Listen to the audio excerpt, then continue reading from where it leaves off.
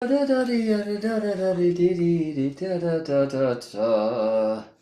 was happening in October of 1975? I happened then. Look, I never know when these things are actually live. I just tried to be live on time. I was actually early. But just like this, I was told the video was private. Can I edit this video and make it public and then does this have something to do with saying it's not meant for kids?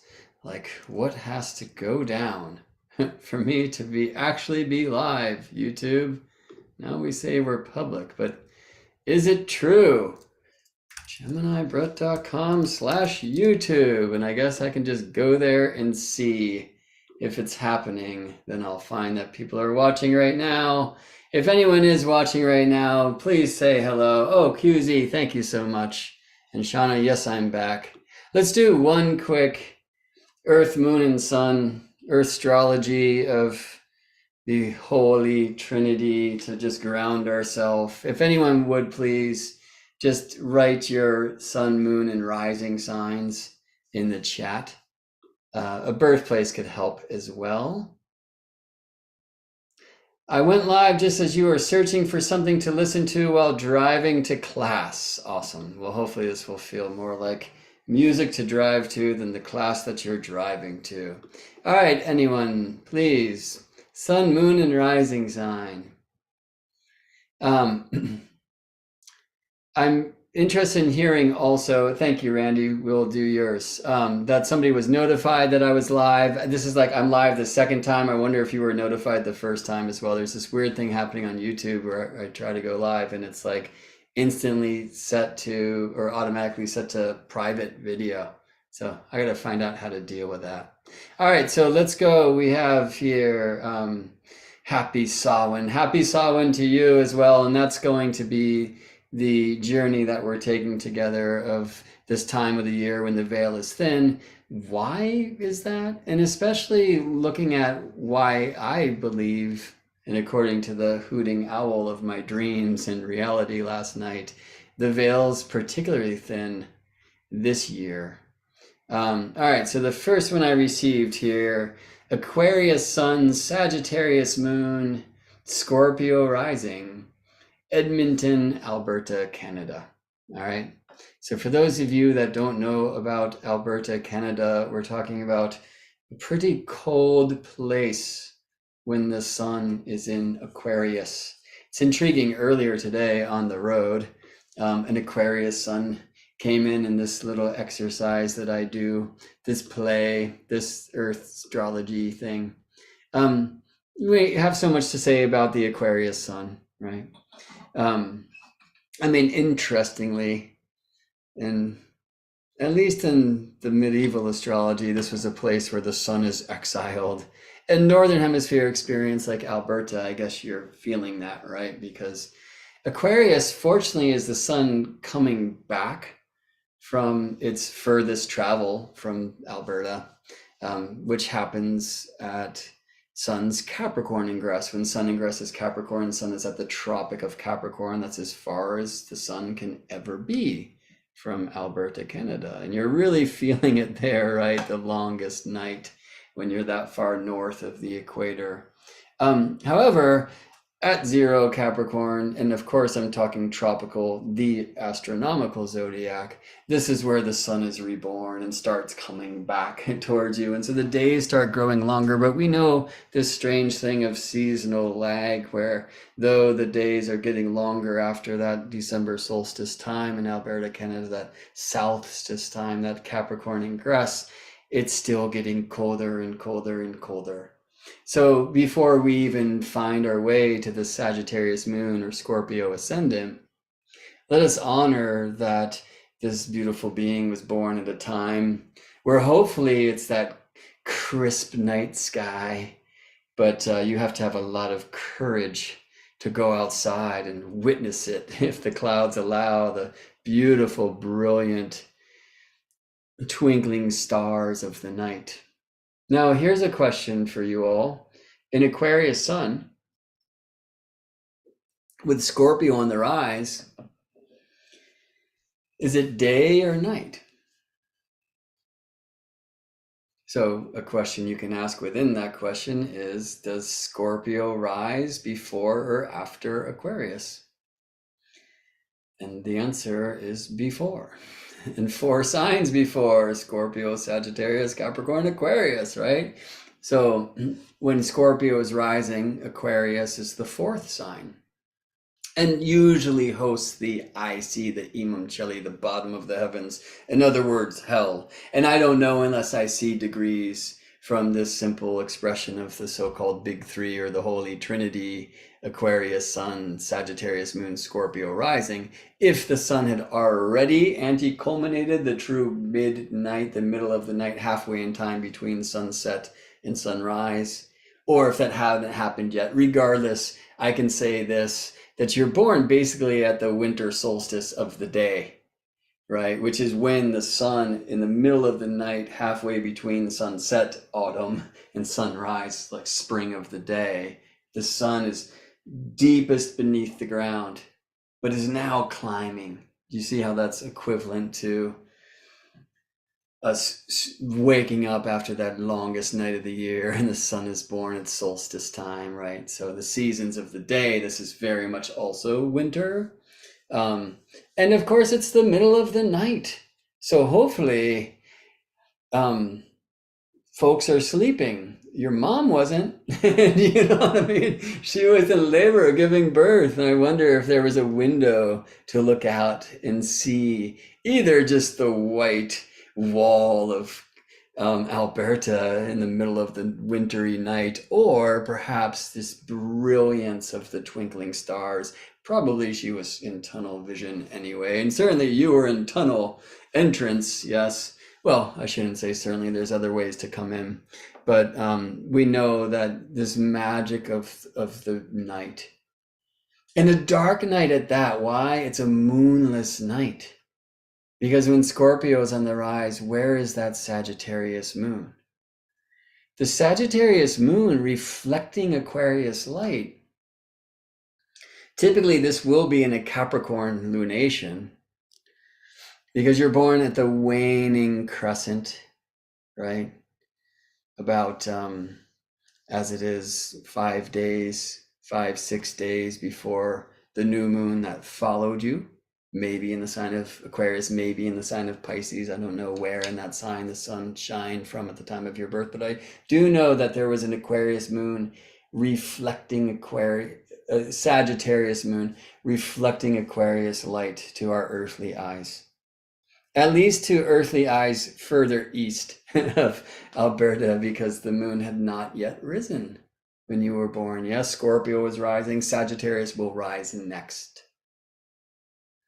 So when the moon and the sun are both beneath the ground, this is as dark as it gets.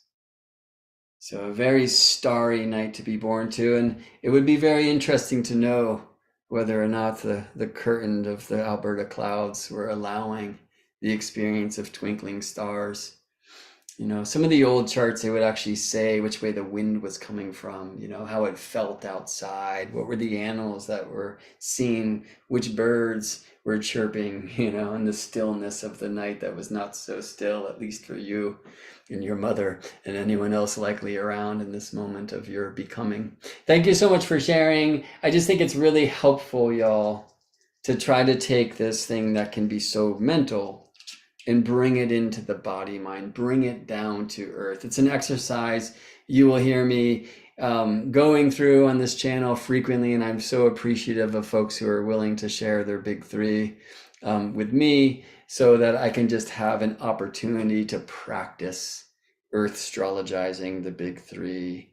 Sure, the sun is in the sign. What does that mean? And we can go into all sorts of astrological suggestion of what that is through correspondences, the immeasurable. Let's start with the measurable, though. What does that time feel like? What is the experience of the middle of the night, the moonless night, and such? And I think I'm going to leave the correspondences out of it for the time, so we can get to the subject at hand, which let me share my screen with you. It will say November 1st, 2023.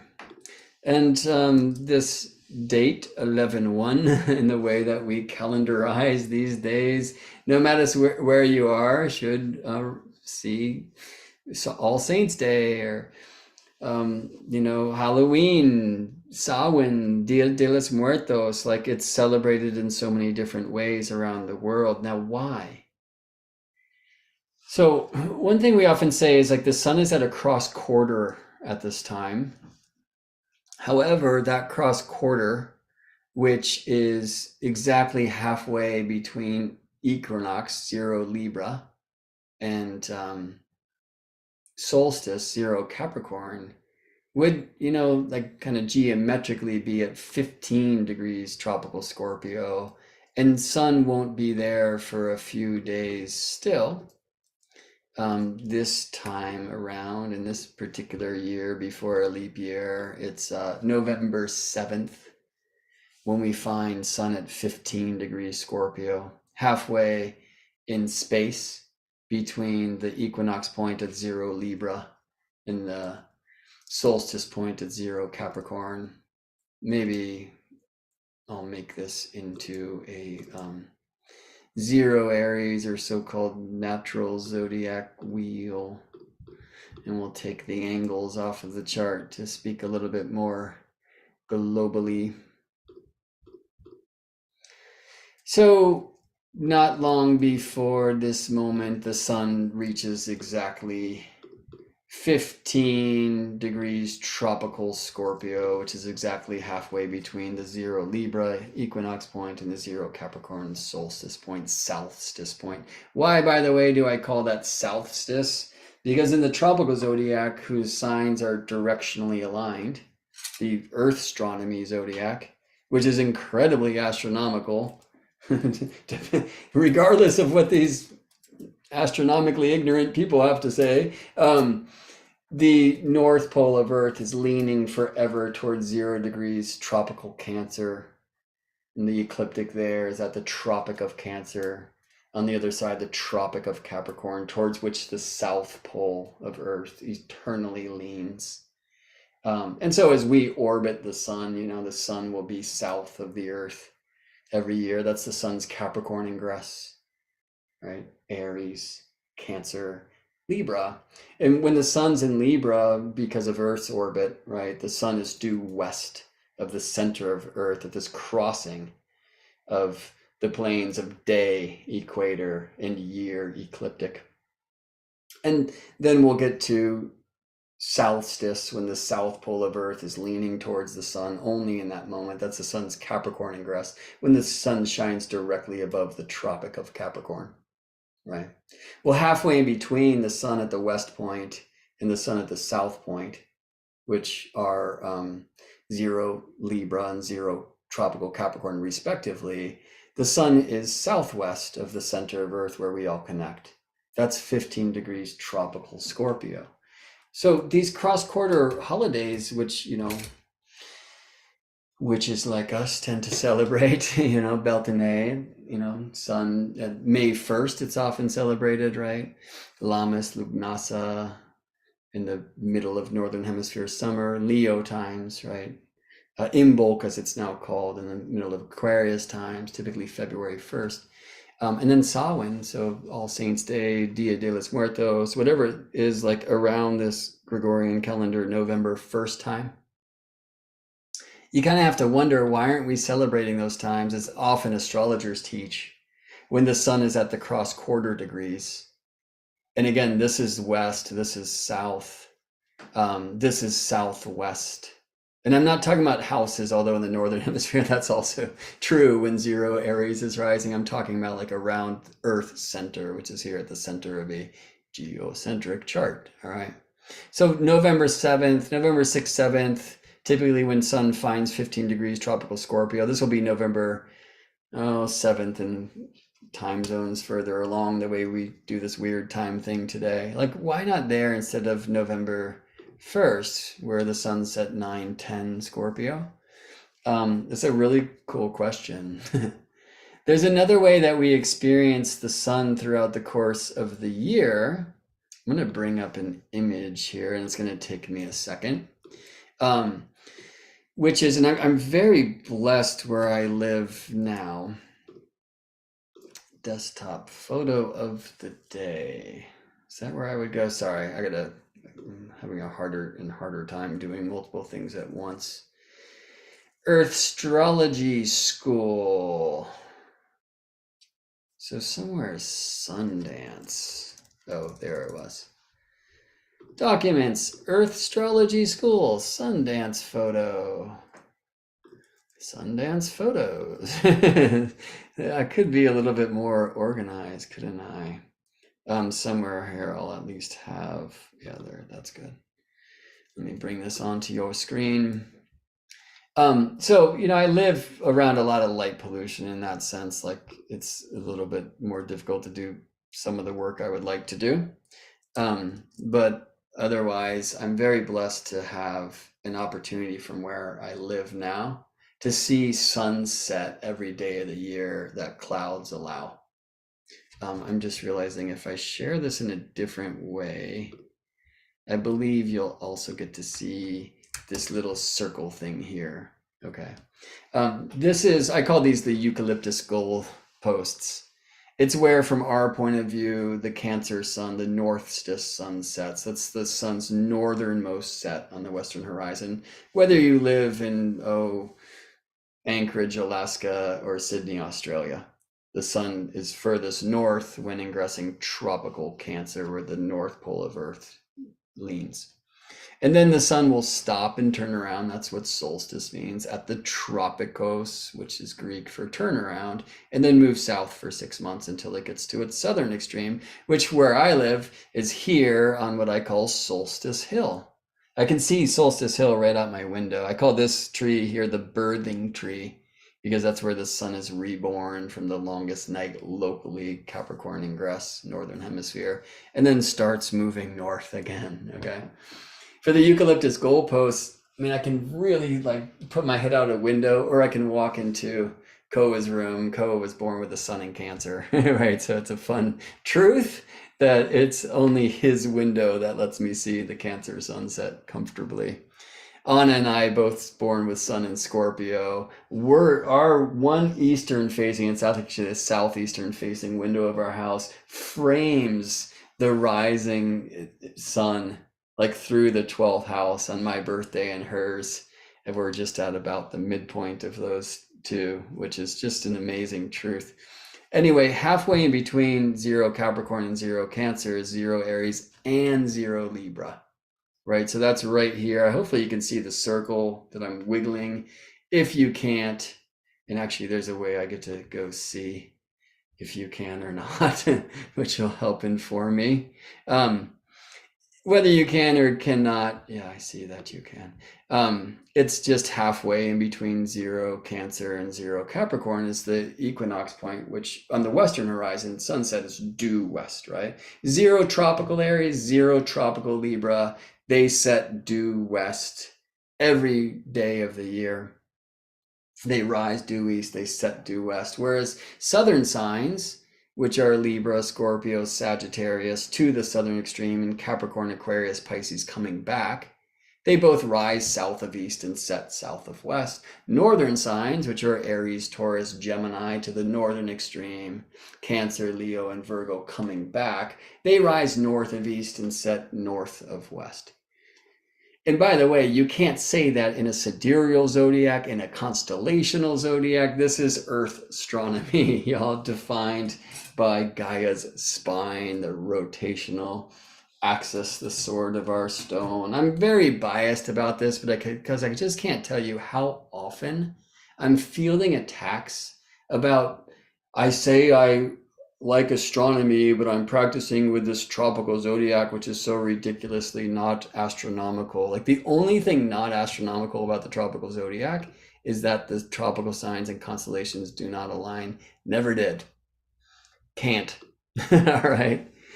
There is so much astronomy to the tropical astrology. And you'll hear me talking about that frequently over here in my space. And typically with a charge like this, because I was attacked just yesterday for saying that Jupiter was in Taurus. though Jupiter is currently aligned to the stars of the Ram. I thought it would be fun to see that. I want to bring you into my experience outside, and the thing that I call backyard astronomy, where I like to bring out a camera with a better lens than I have and share the stars that I'm seeing. So I love taking photos of the stars. I have friends like Ken Roeder and Gary Caton to thank for helping initiate me, though just, I'm not that far along, but into the wonders of astrophotography, which I think helps me honor my Neptune and my Mercury, Neptune, and all sorts of other things, to speak it astrologically. But also, just very importantly, the video over the stills, it's easier to help show the stars. You will find, and if you've seen any of my night sky videos, it's kind of annoying to keep up with the camera as it's moving from place to place. Yeah. But it's typically easier to see the stars. That being said, I have to find this video. I'm doing everything I can to do so right now. This must be you. Great. So I'm just going to play this. I'll be narrating it. It's an 11-minute and 15-second video. And then on the other side, I'm going to move from this into the topic of the tale today. It's Samhain time. The veil is thin.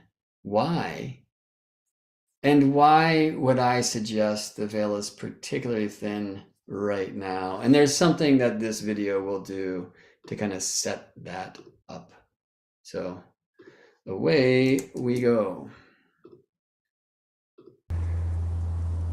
Salutations from space and aloha from Earth, friends. This is Gemini Brett with Backyard Astronomy. Today is Halloween. Well, at least until sunrise, according to planetary hours and magical time. We are in the wee hours of Tuesday, Mars's day, but as we do calendar time these days, it is now Wednesday, miércoles, Mercury's day, and it has been since midnight on the clock, right? So it's 5:18 a.m. November 1st, 2023, All Saints Day, Samhain. It's about 5:18 a.m. and I am in my backyard in Richmond, California, California's Bay Area.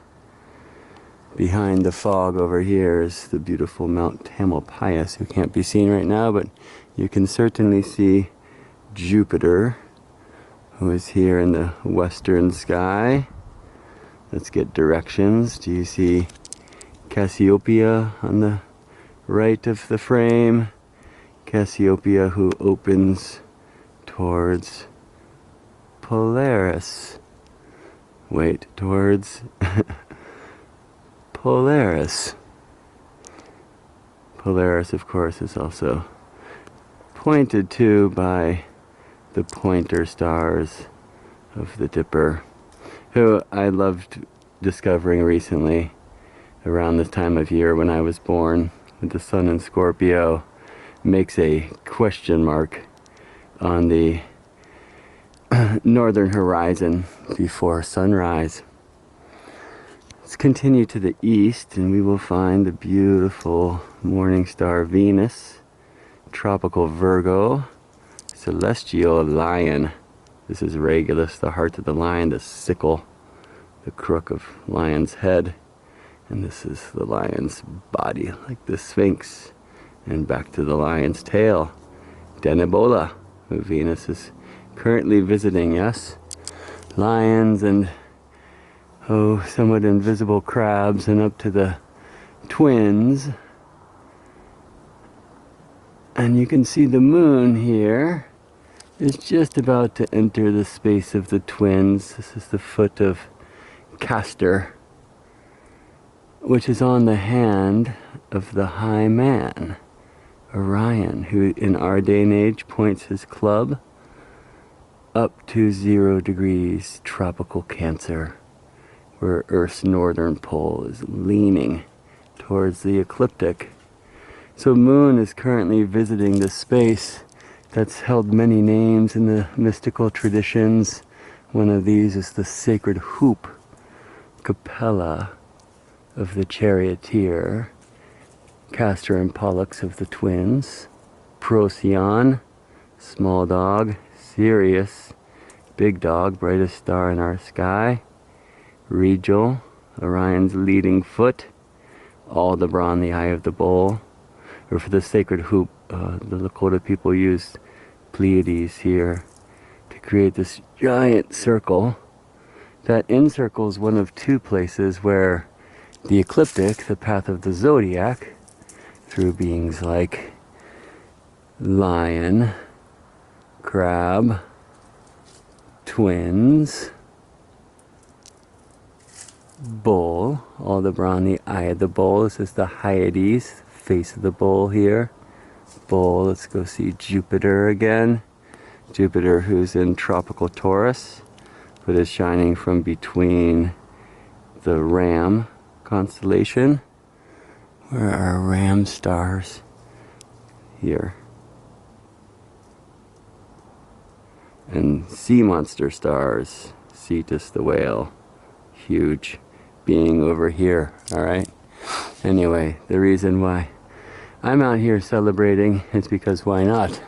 I've been out here actually for more than an hour. I wanted to see when the moon was on high because the moon is so out of bounds north right now that she culminated almost directly overhead a little more than an hour ago. But also I'm in the moment of an exact lunar return right now, or at least when I began this video.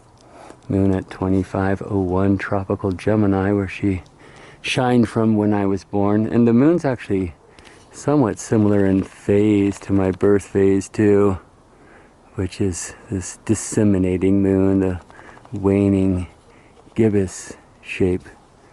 I had my birthday on October 24th, some, 8 days ago? 7 days ago. And the moon is now returning to my natal degree. So when the moon moves another 8 degrees here into Cancer, she'll have the same phase as that phase when I was born. So it's just like 126 degrees shy of the sun for their next conjunction. But when I was born, moon was at this star. Okay, so let's go back to the Hyades, which is the face of the bull. Sisters of the Pleiades, who sit on the bull's back. Right? These are all daughters of Atlas in the myths. And the Hyades of the bull's face, this V, points to the bull's horns. So the moon is right next to El Nath, which is the northern horn of the bull. And this horn here is El Heka. All right, El Nath actually, interestingly, is shared by two constellations the way they're drawn now. It's the northern horn of the bull, but it's also part of the charioteer with its bright star. Capella, the goat, Amalthea, who raised Jupiter and her kids, twin baby goats here. All right, anyway, back to the bull. So when I was born, moon was at this degree of the zodiac, but she was here at this southern horn, El Nath. It's not said to be good news, but what are you gonna do? And why is the moon over here now? And it has to do with lunar nodes and the lunar path, which is not the same as the solar path. Solar path, the ecliptic, which moves, let's tilt this on its side a little bit. Jupiter's very close. It moves south of the Pleiades, but north of Aldebaran here, and continues on to kind of pass through the midst of the twins. Well, the moon right now is well above the ecliptic path. Her north node currently is in tropical Aries, so she crossed towards north of the ecliptic, the heart of the zodiac, when in Aries a week ago, and has been increasing north, and then will bend at her northern extreme, square the nodes in Cancer before starting to bend back towards the south to cross the ecliptic again at her south node, which currently lives in tropical Libra. So when I was born, the south node was in Taurus over here, so the moon went south of the ecliptic and then was down beneath the ecliptic at El Nath, you see. So we have a lunar return every month by degree. We have a lunar phase return every month. Those are different months, actually. So aligning to the same stars, that's the sidereal month, 27.3 days. Aligning in the same relationship with the sun, that's the synodic month, 29.5 days. Doing both is an amazing thing. 253 synodic months of phases.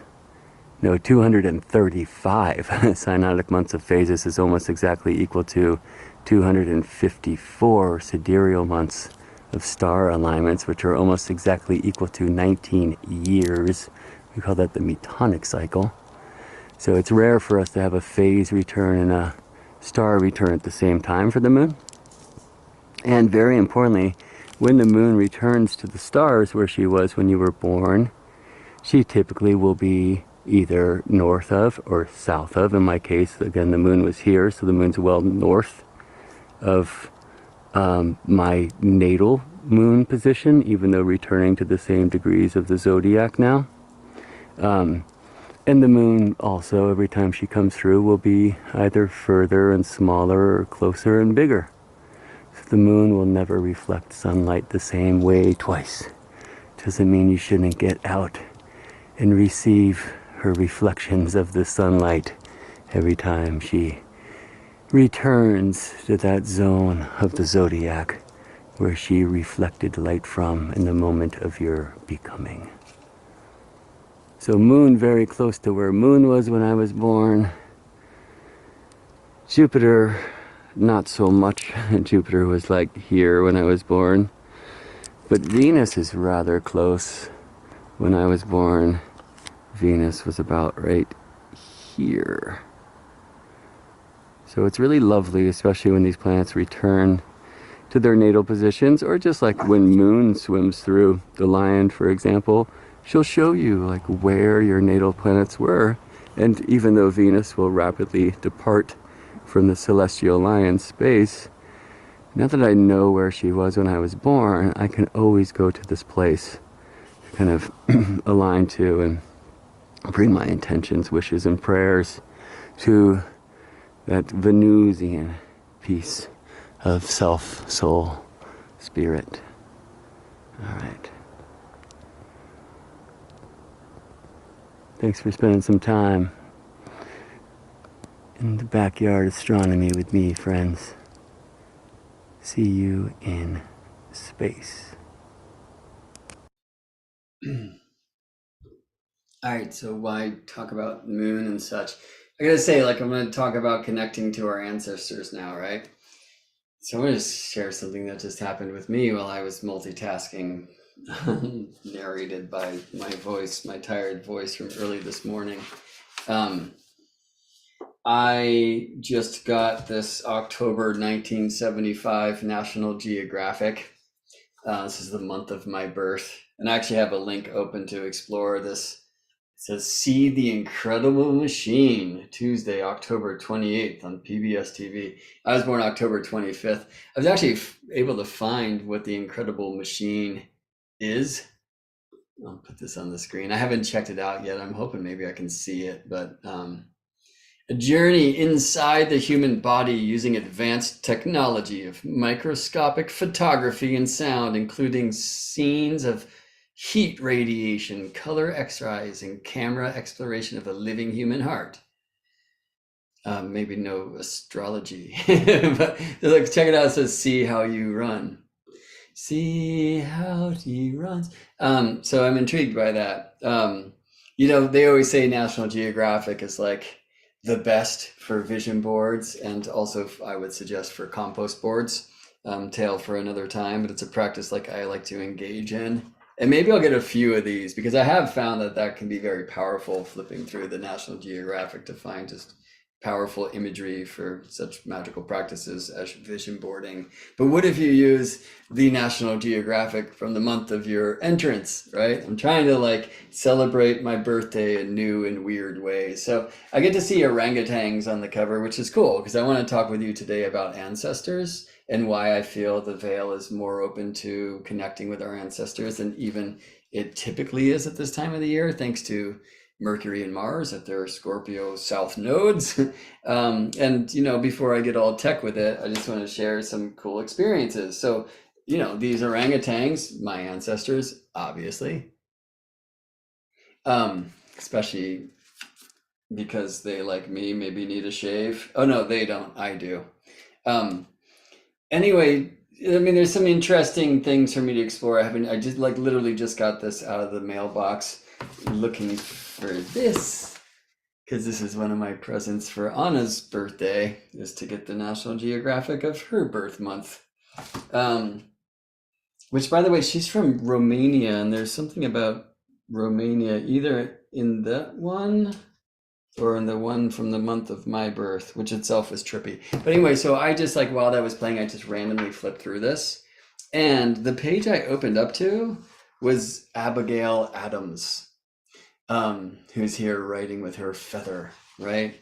So why am I intrigued by that? Well, so this is President John Adams, like senior. It's his wife, right? And let me just read this. Letters from Home, written by Abigail Adams, proved a potent weapon in the struggle for freedom. Thus she kept her husband John abreast of events in and around British-held Boston while he served in the Continental Congress.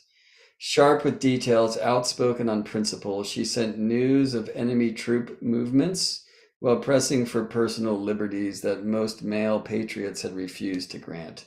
Women's rights and freedom for slaves. Foreshadowing today's women's liberation movement, she complained to the nation's future president, whilst you are proclaiming peace and goodwill, you insist upon retaining an absolute power over wives. Bam, son. You know, the day of my birth, which was October 24th, 1975, women in Iceland had a strike, which is that they just walked out of their homes and therefore the men had to leave whatever important things men do to come home and take care of the kids, which is fucking awesome, right? And I say this in a proud moment of a Venus return cycle. Some of you will have just recently seen my transmission on planetary synodic return years, like Venus realigning by phase and by cycle with every 8th solar return, like 4D8 that I just turned to. Some of you will not have, and if you would like to, it is now posted on a secret page of my website, along with other videos like solar return earth astrology practices. I didn't speak about buying the National Geographic or other magazines of your birth month at the time, although I do highly suggest you figure out what hit songs were happening and other things that were going down. Anyway, I'm not going to show you the secret page, but I will show you that if you type geminibrett.com/birthday into your machine, then it will take you to this donation page where if you pay $12, you will be redirected to a page that has more than 7 hours of videos up, 3 different classes I taught, one being solar return earth astrology practices, less about like reading a solar return chart than about like how to wake up before sunrise and see your heliacal rising stars, like track the length of your shadow during the day. Where is the sun rising, setting, and such? Which reminds me where we were and where I can get back in to the Samhain thing and this cross-quarter thing. Anyway, geminibrett.com/birthday will bring you to that, along with the synodic planetary return years and planetary nodes and the annual cycling of the planetary nodes. I'm going to be posting this video there as well. I forgot to hit record until somewhere in the middle of that astronomy thing, but it's probably actually right at the right time. So for any of you that would like to review this, You'll be able to actually find this video here on my YouTube page, but it'll also be posted here with these other videos. You know, as long as that is on the screen, let me just say it's the last day. Although, you know what, maybe I'll just extend this to the day of Anna's birthday, of discounted readings. I can't make this bigger, can I? Anyway, here's some links for you. We're offering soul songs where I translate your birth chart into musical harmony and symbolic scenes for my dear friend and master pianist Erik Deutsch to create a song that is you. They're so powerful. Usually we charge $333. We're offering them for $222 right now. Erik was meant to be touring with Aerosmith like this whole year, and it was just completely canceled. So, you know, support a musician who needs the work, and you can support an astrologer who needs the work along the way and receive an amazing, unique transmission of your becoming.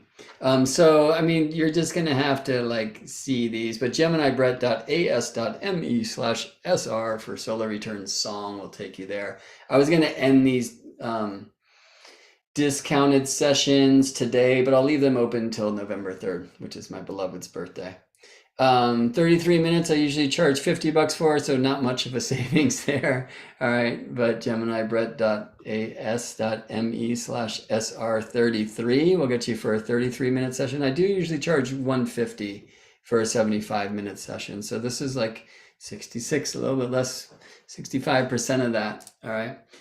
So if you'd like to do a session, you have this, you can look at that. Those links will be good until November 3rd. If you try to type them after then, be careful, your computer might explode. All right, so where were we? We were on the horizons and such. I got to bring that image back up. And yeah, you know, before I just want to share this thing that was just happening. So I'm in this magazine, right, from the month of my birth. The only thing I had explored so far is, oh, I gotta go check out The Incredible Machine video. I wonder what that's about. And just before I came on, I realized it's about that. Check out the sun setting on some gigantic wooden television. Like, that's when I'm from. And then I just randomly flipped to this Abigail Adams thing, and it's really nice to hear about freedom and such and women's rights for sure. But, you know, why am I sharing this with you? She's one of my ancestors. And it reminded me, I haven't even flipped into it yet at all, but over here in a ridiculous Gemini stack of books is this, the history of the Faxon family, because I'm related to Abigail Adams and John Adams through, I guess, the fourth generation of the Faxons who are discussed in this book. No, I think the third generation, and it's a really wonderful name. Where is it? Mehitable Faxon, who married, I think, John Quincy Adams' eldest son. And I'm not sure, and I want to find out, you know.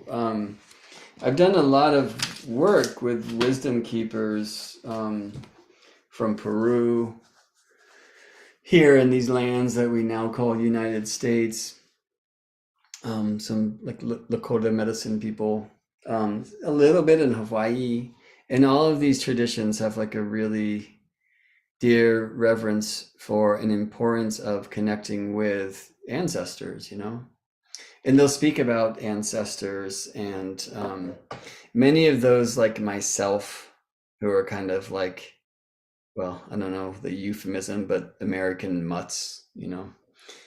It's really hard to know where we come from. And so there's always this encouragement from the elders, like find your ancestors, right? So trying to do that like in a more, I don't know, eyes closed, then eyes opened thread is the way. I never like took the 23andMe or other like gene tests. I actually bought them for my father one time after I saw, interesting, I'm just remembering this, a National Geographic talk in Seattle, Washington, where they were talking about this new opportunity to do your DNA. And I got it from my dad so he can know where he's coming from. But in the talk, I learned that we can learn much more about self through mitochondrial DNA and your maternal lineage. And that if I tested me, I could actually offer my dad more information about him than would be seen in his DNA, right?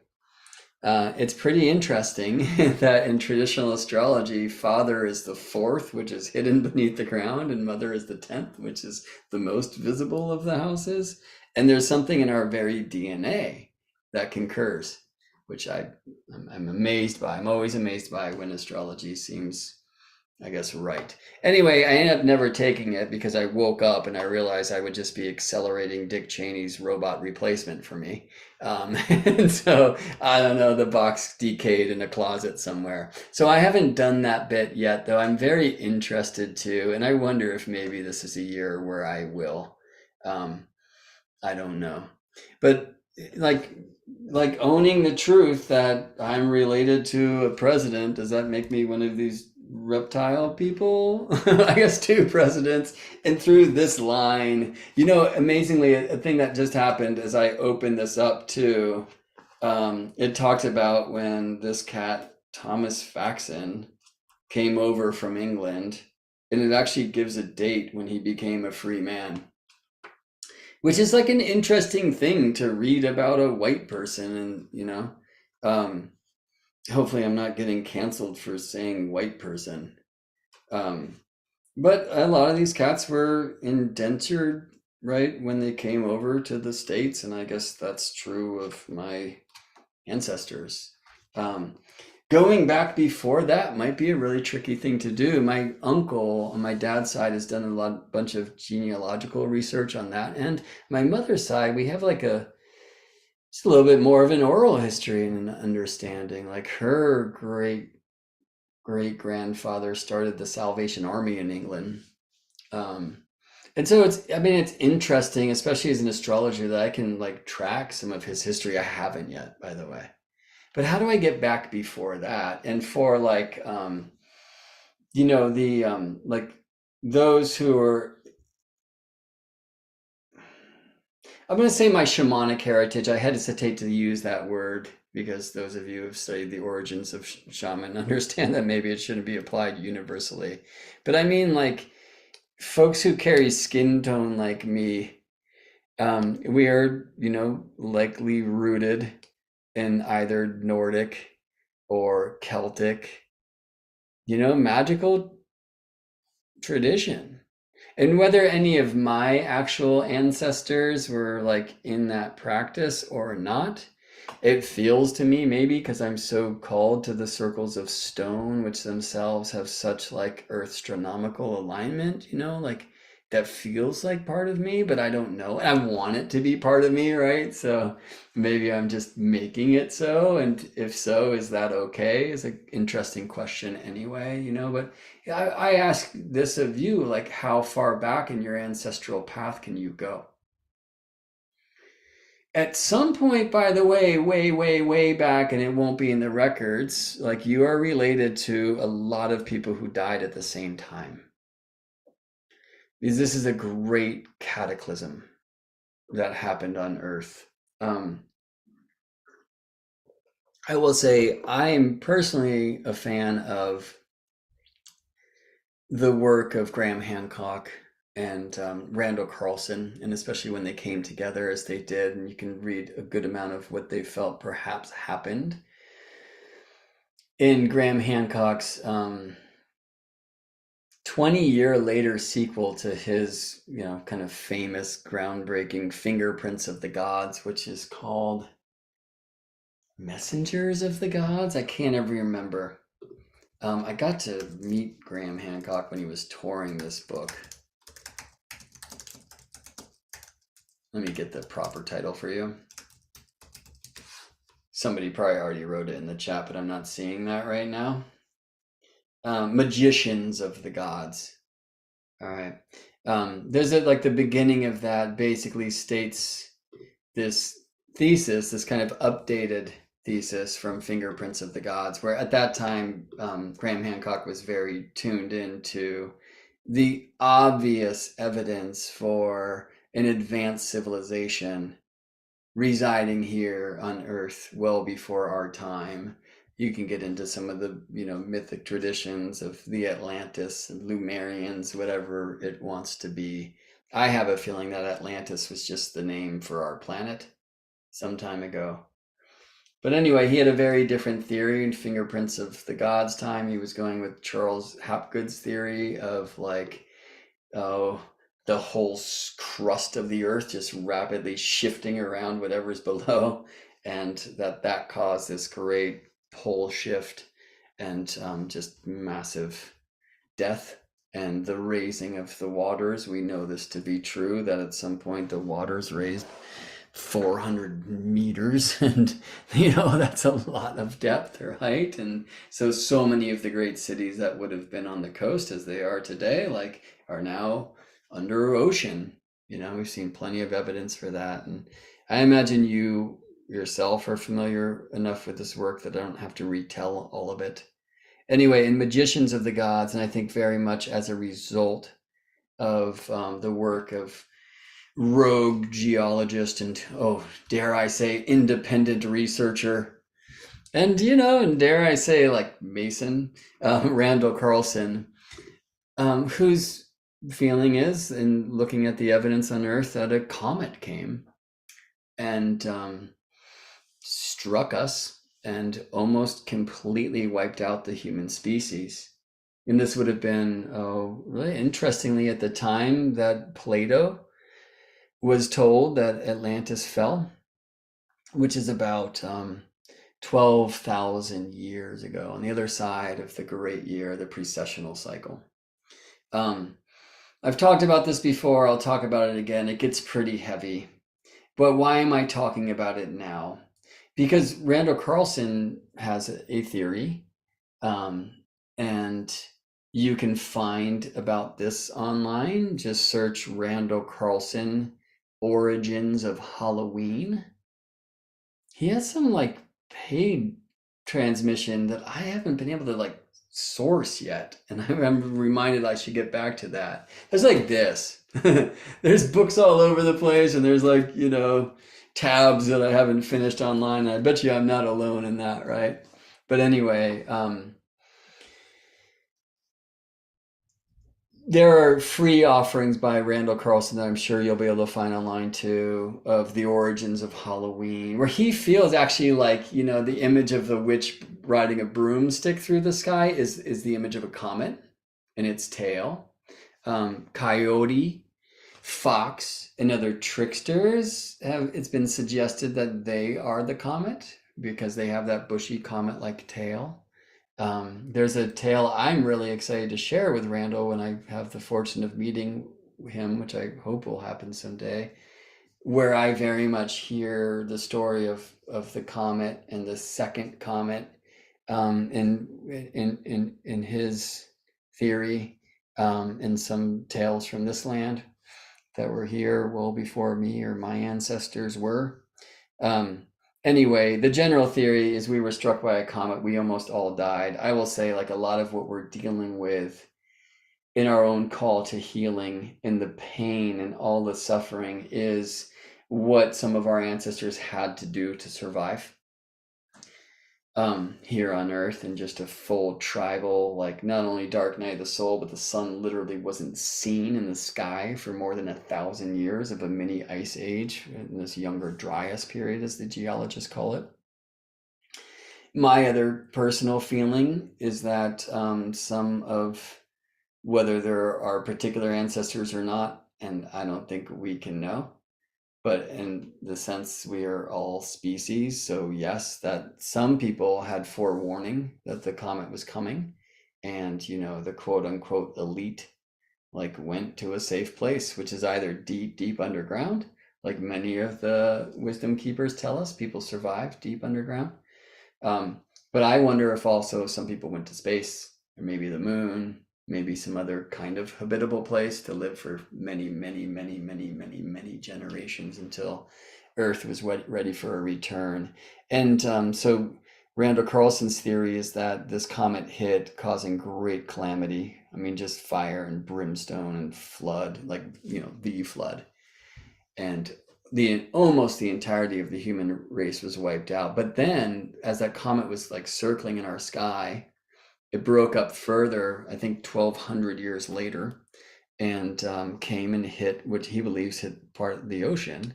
Because part of the geological record we can't understand, whether it's tree rings, ice core samples, etc., is like how this mini ice age was surged in the Younger Dryas period, like 12,000 years ago. And then also about, I think it was 2,000 years after that, maybe less, that suddenly there was a spike in the global temperature and there was a warming period, and so much of this ice melted. And his theory, and at least at some time, I'm not sure where he's at with it right now, was that this comet, the comet came, hit the ocean, caused like a rapid greenhouse gas experience, and that basically terraformed our Earth from this temporary experience as like a very icy planet where our ancestors would barely have survived, and then made it more habitable again, more temperate again.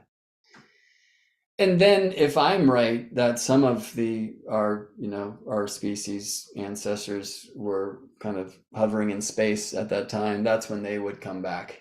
But they came back to people who, are their brethren, if you will, that share ancestors, but they had become just heathen. We had become heathens, right? And just super Mad Maxy without the tech, like tribal in surviving, just this cataclysm and this 1,000 plus 2,000 year winter. I mean, can you imagine the things that would be done to survive?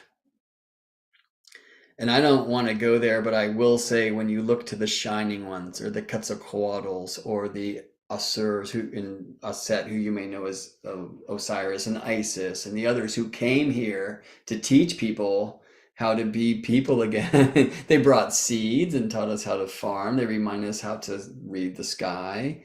But there was hey, stop raping each other, and you might want to consider, and stop eating each other, and you might want to consider things like marriage and taxes. I don't know, but currency. Right. And so maybe even that we hear something like these teachers in so many of the traditions saying common themes like stop doing this and this, maybe that will help us understand that those were some of the things that were done in this just nightmare that lasted for thousands of years. And that's in our ancestry. Anyway, why am I sharing this right now? I probably should have given you a little bit of a warning.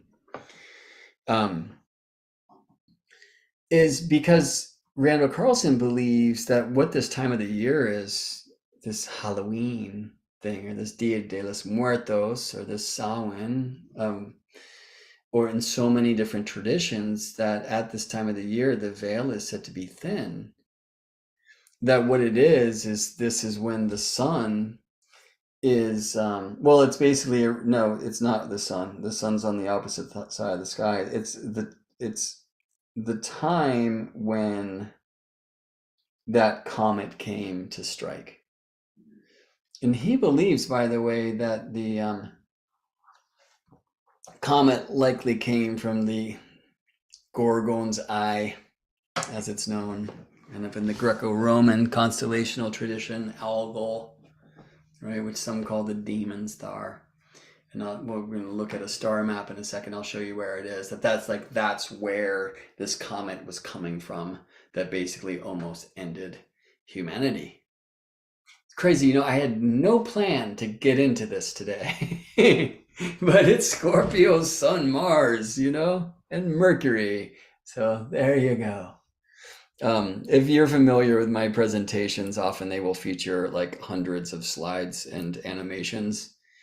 And I always threaten that at some point I'm going to show up as Scorpio Brett and have one slide and just get pixel deep with it. And that actually happened at my dear friend Ursula Stockter's place, her school in Mexico City at one point. Oh, Erik was actually playing piano, soundtracking this thing, fortunately. Speaking of De los Muertos, it was translated into Spanish live by a wonderful woman who's now on the other side. Um, and I only showed one image, which was the Tower card from the Rider-Waite Coleman Smith deck, and talked about this, but I got a little bit more detailed than what I feel happened, and part of what we are healing, and part of this patterning of abuse, which is so prevalent, and how it is helping us move through this terror that's in our, the soul code and our DNA, if you will, if that's where the memory lives, of like species memory. All right.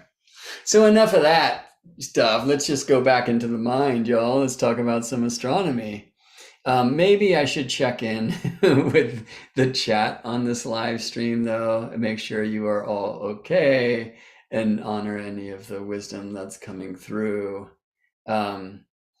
Here's a statement of I am not alone. Magicians, reminding me it was the magicians of the gods. Here was one. I took the ancestry test from CRI genetics because they are very detailed and have optimal maternal haplogroup.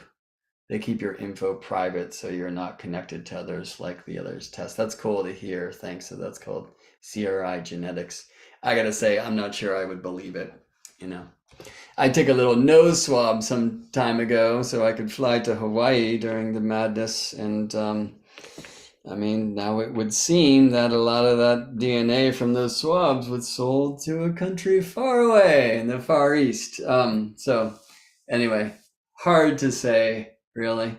But just given that, like, they probably have enough for my robot replacement anyway, why don't I just go get the thing? And I appreciate, Ali, you giving the name of this company. And I'm gonna have to just write that down somewhere because I find it hard to find comments that come in during live streams when I look back at these videos. So thanks for that. It is written. Hi, I just tuned in. Hi, nice to have you here, Gemini Aries. All right, well, it seems like everyone's dealing with this well, and that you've experienced Randall Carlson and Graham Hancock and these theories before, so I guess we're good. And I just want to read this from Nadine, who said, Nova documentary said it was gases from erupting volcanoes that melted the snowball Earth. Right, but how many melting volcanoes and what causes them to, you see? So not saying that's wrong, but I lean towards that potentiality. Why? Because like the academic circles, which I call quackademia, I'm not the first to, are revolted by the idea of cataclysm. And one of the reasons for this is because looking at the flood myths from many lands and many traditions, including the biblical tradition, is so not scientific. And so science has embraced this gradualism worldview that, yes, that 400-meter rise, it has to happen over centuries and millennia, not in a week. Right. And so as soon as you sign up for the idea that maybe there was great cataclysm and something happened so quickly, likely through some cosmic or celestial trigger, then you're religious. Right? It's like, what? Anyway, so, and that like, if you've tuned into Randall Carlson's work, you've heard that much more eloquently stated and with data and detail. So I very highly recommend his work. Where I've gone with it is to bring it into my own experience around the heart and what might this have meant for my lineage and our lineage. And does this in some way, this like great global pain, describe why there is so much abuse and war and more? All right, so now to escape to the mind, but I promise we won't stay there. I was speaking earlier about the sun's dance. So this is the western horizon from where I live. I actually have a photo of the sun moving through each of the signs, and I really need to oh, work on I must, I should, yada yada. Anyways, this is where the sun sets at winter solstice. This is where the sun sets on summer solstice. To speak more globally, this is where the sun sets at northstice, zero Cancer. This is where the sun sets at southstice, sun ingress tropical Capricorn, at the Tropic of Capricorn. Right in between zero Aries and zero Libra, the 2 points of the zodiac, the ecliptic where they cross the equator and therefore set due west just as they rise due east, okay? Well, if we put the signs on here, they wouldn't take up even chunks, okay? Because what happens is at the solstices, the sun stops and then it turns around, then it has to pick up speed. And at equinox time, it's flying just day by day of where it's setting on the horizon, okay? The sun right now, at around, what is it, 7 Scorpio or whatever, 9 Scorpio today. The sun is setting here. And you can see that's not only pretty far from the midpoint, but it's not right in between. And like I got to get my pictures out and see.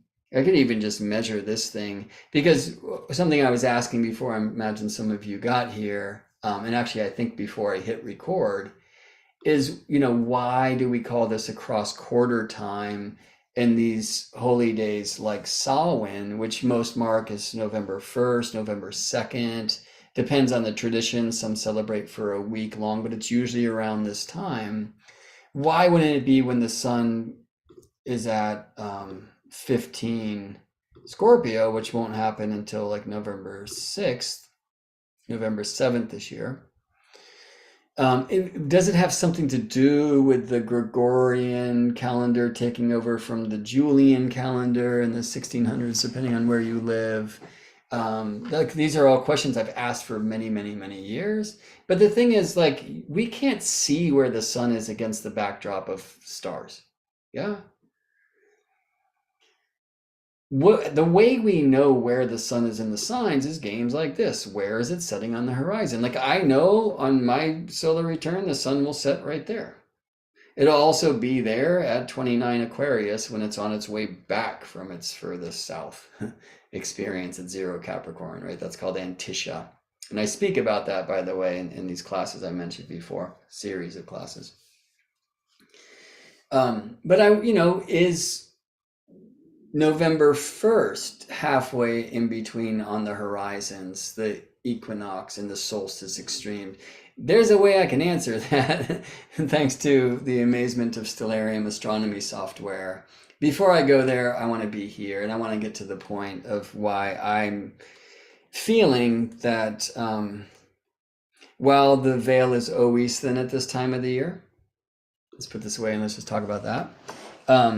It perhaps, I think the astrology is showing us even more than usual. It's very open, and we have this opportunity, I think, to kind of courageously connect to our ancestors at this time. So there's a thing I didn't finish when I went all the way back to perhaps this great calamity, is that, like the medicine people, from which people that look like me hail, they were genocided so long ago. We don't even really know who they were. And we hear these mysteries about druids, and we see in the, mythos of the Celtic tradition, of the, not of the druidic tradition really, because that was not written on purpose, but it has perhaps survived through word of mouth. Although I see a lot of stuff where I'm like, that seems like lost in telephone game through the ages, perhaps. But what do I know? People from like the Norwegian lands, the Germanic lands, whatever it may be, I mean, Julius Caesar got there so long ago that it's hard to like hold the thread, right? So, again, I've been very blessed in my experience, have had the opportunity to sit with some great teachers and wisdom keepers and elders of Lakota tradition, of Shipibo tradition in Peru, in Hawaii, different, but how can I sit with like, my medicine heritage from my bloodline? Now we're all one, right? So in a sense, it's like go everywhere. And the amazing thing is when you do, you will find consistent threads, like the importance of staying in line with the support of our ancestors, right? So I have dear like African friends who've done that work, you know. So I have to imagine that wherever I truly hail from, like there was a deep understanding of staying connected in, like as it is in like Shinto, for example, in Japan, right? With like your lineage, your ancestors, right? Like so this time, like when the veil is thin and you know, like Dia de los Muertos and like honoring those that came before us and knowing that like the veil between this world and the other world is thin so we can hear their voices and receive their guidance, you know, and like you know that opportunity to receive that message is widened when we bring our gratitude for life, when we bring our reverence for death, when we bring our wonder to this great mystery that brings us from the world behind the world into this world and out again, and the things that we just can't know. But there are people of our line behind and forward and whatever, and people not of our line too, right? People that we love that are here to guide us from that other side and help us live right so we can die right, you know? And so I love like driving around yesterday and seeing little bunnies and skeletons and you know other like kids dressed up. That feels so good. But I really got to get to Mexico at this time of the year, and see an honoring of those who have passed, and to like really align at this time of the year in that way. And we try to like share that with the young one in this house.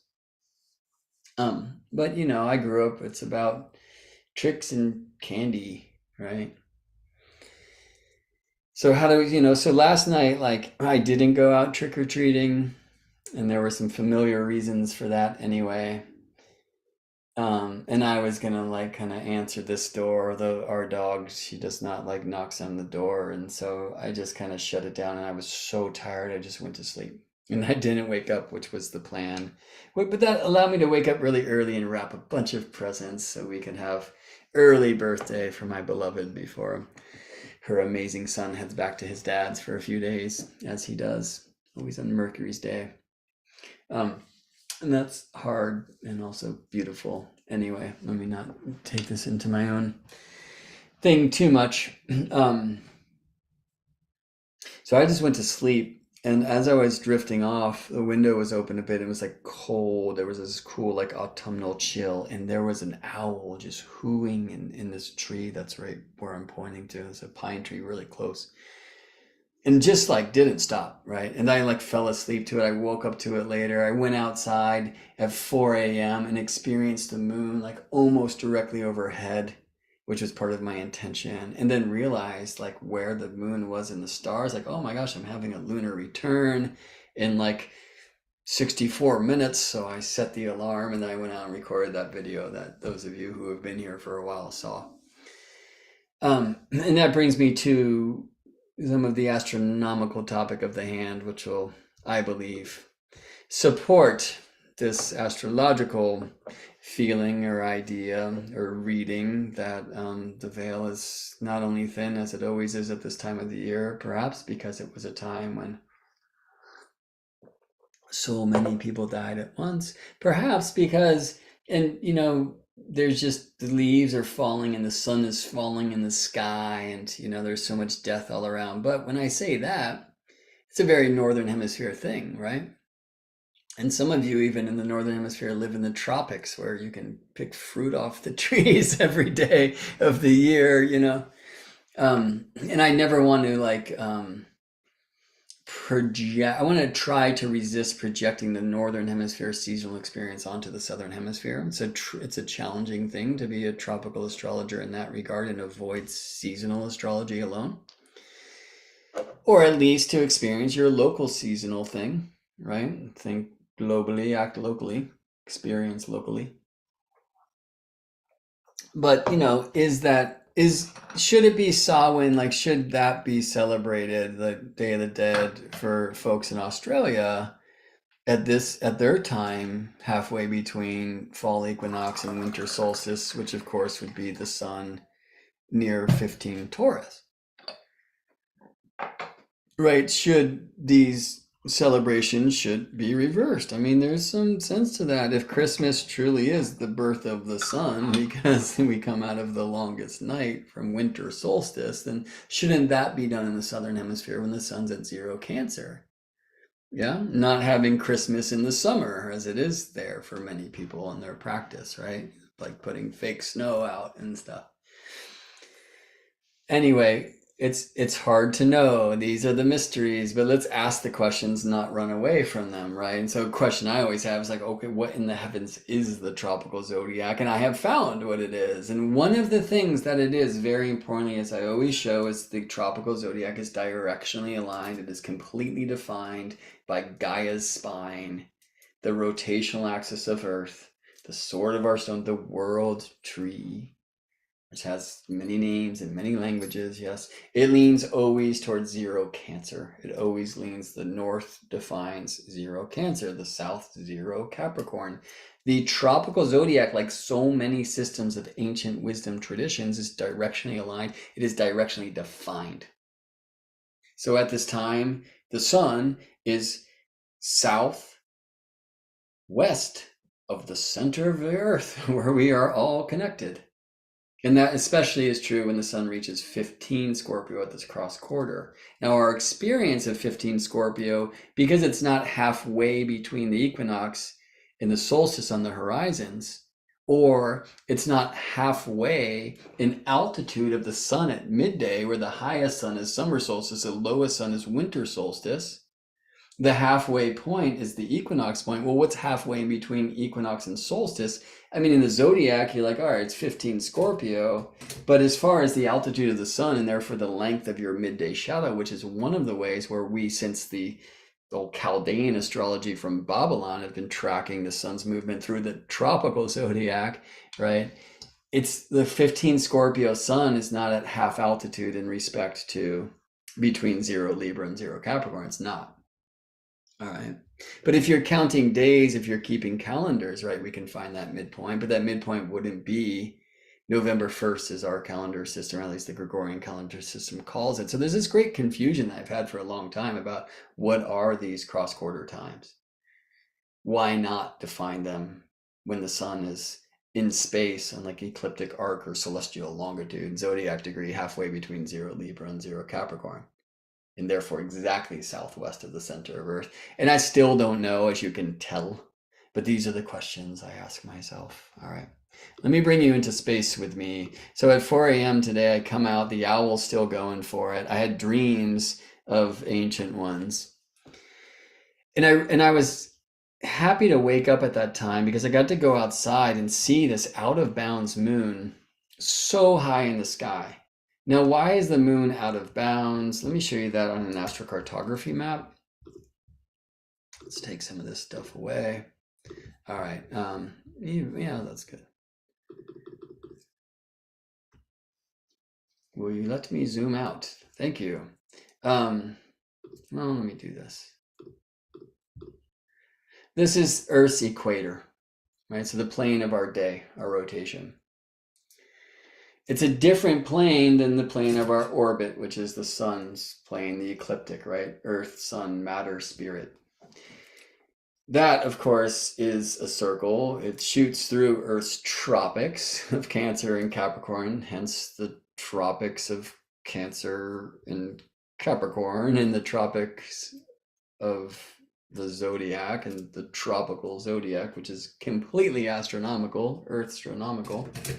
When we take that, spherical reality and project it onto a flat map like this, that circle of the ecliptic of the sun's path, the plane of the Earth-Sun relationship, it now becomes this sine wave.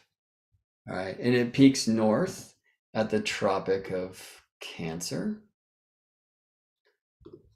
right? Zero Cancer, and south at the Tropic of Capricorn. Okay, I mean, that's not always here off the coast of Chile, by the way. The Earth is spinning, right? So earlier in the day it was here at Sao Paulo, and later in the day it will be here in Australia, right? But either way, like this is the very real astronomy or earth astronomy of the tropical zodiac. The solar serpent snakes south to 0 Capricorn and north to 0 Cancer, crosses the equator at 0 Libra and 0 Aries, okay? And the bounds of the sun, and I don't mean like bounds like astro speak, like the Egyptian terms. I mean like literally the borders of the sun's travel in the heart of the zodiac are the Tropic of Capricorn and the Tropic of Cancer. So at equinox time, the sun shines directly above Earth's equator. At tropical Cancer, sun's Cancer ingress, the sign shines directly above the Tropic of Cancer. When the sun gets to Libra, back to the equator, and then south of the equator, right, above Capricorn, 0 Capricorn, the Tropic of Capricorn, when ingressing Capricorn, then back to the north, right? So, I mean, it takes a year for the sun to do that. Let me show you where the moon is directly overhead at this time. And the answer is, well, this is not this time, or what is going on? Yeah, this is November 7th, so I need to go to now. And you know what, let me even just set this up so it was like my experience outside and what we're going to look at in the astronomy software. So I'm going to go to 4 a.m. today when I was outside here in Richmond, California, and the moon is up here culminating at the MC. All right. Well, so you can see that MC line moving through the Bay Area of California, right? That's the moon at the MC. But this circle is where the moon was directly overhead. And notice that it is well north of the Tropic of Cancer. That's an out of bounds moon. Planet's south of the Tropic of Capricorn, and Pluto's kind of close right there, okay? Pluto's declination, which is the distance from the equator to a planet, is getting pretty close to the tropic, which is about 23.5 degrees south. So Pluto is on the way out of bounds. Let me just show you like a points list for right now. Pluto's declination, 23 south 14. That's in bounds. Moon 27 north 51, crazy out of bounds. The bounds are the tropics. It's the declinations or the distance from the equator that are equal to the tropics as defined by Earth's tilt angle, as we call it. So it's about 23.5 degrees. It's actually 23.4. Nobody seems to want to say that because if these are 23.4, you have to honor that the Arctic circles are 66.6.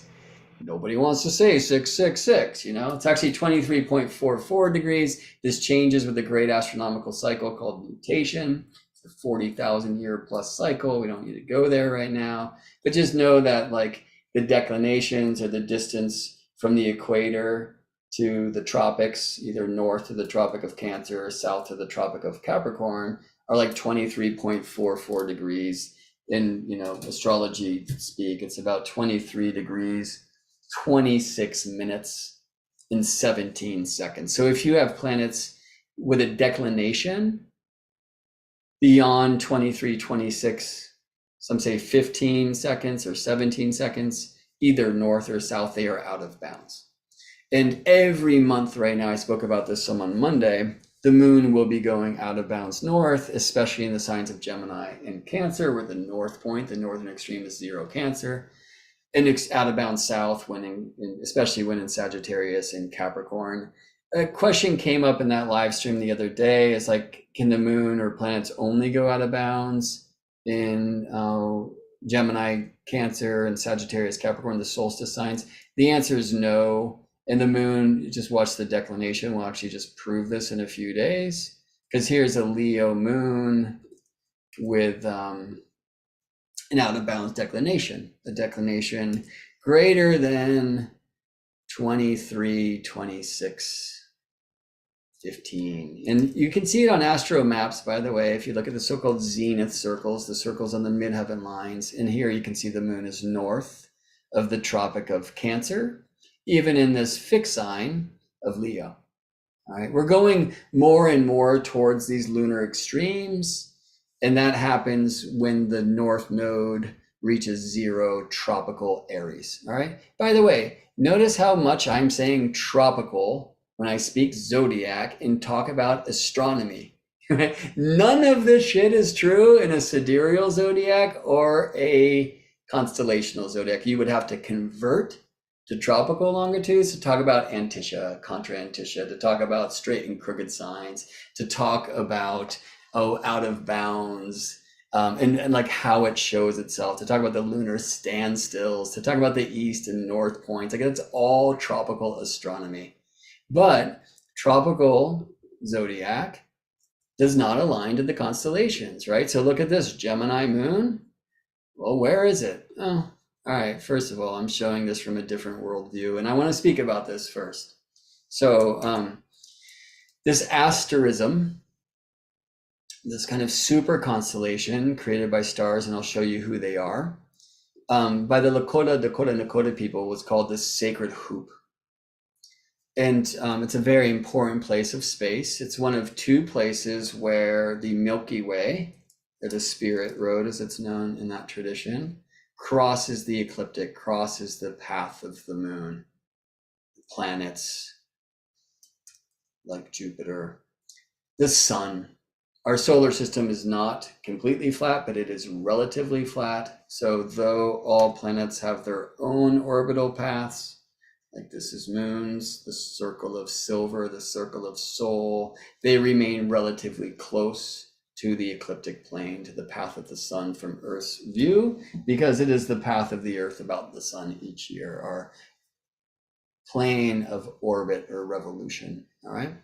So as you can see here, currently the moon is not on the ecliptic. That's this band of gold, the plane of the sun, the one ring that rules them all, and then the light binds them. All right. Importantly, the ecliptic, the path of the planets for the most part, it's definitely the sun, is only intersected by the Milky Way, right? The plane of our galaxy. So this is the plane of our solar system, and the plane of our galaxy. There's 2 crosses. In our day and age, and this is galactic alignment, Earth's northern pole is leaning towards one of the crosses, and Earth's southern pole is leaning towards the other. I'm going to rewind this some hours, actually. Let me look south, but I want to put this Tropic of Cancer here on the northern horizon, just to share that I'm told, and this came to me from a really wonderful book called Lakota Star Knowledge, assembled by Ronald Goodman through the teachings of many elders, mostly in Rosebud. That this sacred hoop, which is also the racetrack, and it's on Earth in the so-called Black Hills, that this is in the heavens where our souls come from. And that also when we die, it is the place we will pass back through to be purified. It's the Inipi, it's the sweat lodge in the sky. And then when we will then walk the spirit road, it's said, to some place that sets in the southwest, which I am sure is galactic center. Some other esoteric traditions call this the Silver Gate. It's where our souls come from. The Golden Gate, Gate of Man, Gate of God. Like there's so many different teachings around these places in the space where the planes of our solar system and the planes of our galaxy, it's like our neighborhood and our city, intersect. There's another plane here that I just want to show. This is the equator in blue, and you'll notice the Aries glyph here, where those 2 intersect. Libra on the other side, the equinox points, the intersections of plane of year, ecliptic, sun, and plane of day, equator, Earth. The Lakota see what we call Pegasus as the great square of the turtle, and what we call Pisces, the fishes, as the antlers of the elk. And we'll notice how much that looks like the Aries glyph. There's a reason why the fishes were tied together at a time when this point of 0 Aries, where ecliptic and equator cross, was here. All right, but I'm sharing too much. Anyway, this is a very powerful place of space. It's honored in other traditions, like the Mayan tradition, for example, who see some of these stars below this place. Let's go to Maya cosmology, and thanks to Stellarium astronomy software for allowing me to do this.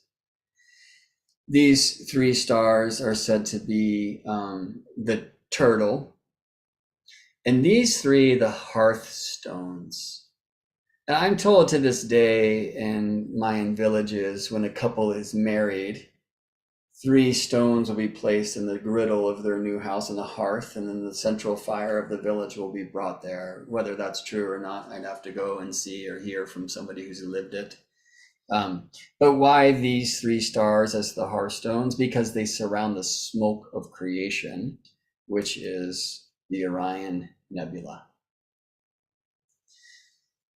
And why the smoke of creation? Well, in another tradition, and I don't know if they would do that here. Can we play Egypt? Let's see how much they show.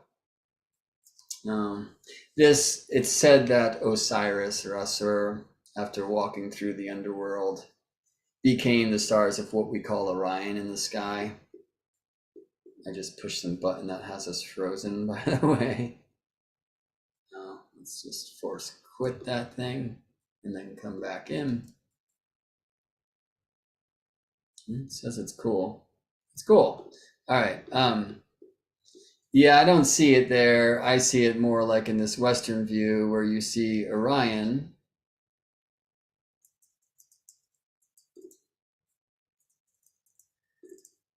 As he is. And this belt, right, is right above Orion's sword where we find the Orion Nebula. I believe our star was born there. Why? Because the Maya tell us that this is the 3 hearthstones that surround the smoke of creation. Why? Because the Lakota tell us that our souls come from this place of the sacred hoop, which is Capella, Castor and Pollux, Procyon, Sirius, Regal or Rigel, and the Pleiades.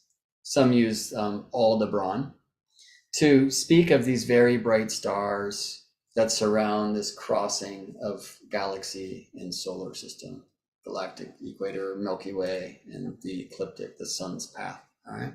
It's a very powerful and important place of space. I will later, I think around Christmas time this year of 2023, be presenting for the turning of the Ages Mystery School, Daniel Jamario's school, who taught me about many of these things, about happenings when Mars was here in 1776, and folks like John Adams declared war, and also the importance of Jupiter being there then and then back there again 12 years later when the Constitution of the United States was signed, and 12 years later at the time of George Washington's very strange death.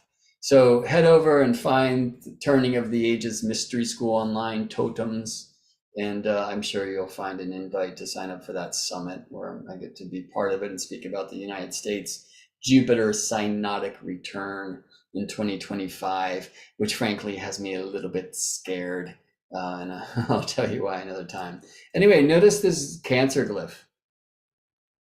Even though the crab is way over here, and I'm so grateful that Stellarium astronomy software uses the Aries glyph and the Libra glyph for places where the ecliptic and the equator cross the equinox points, and uses the Cancer and the Capricorn glyphs of astronomy for the solstice points, even though they're not constellationally defined, never were.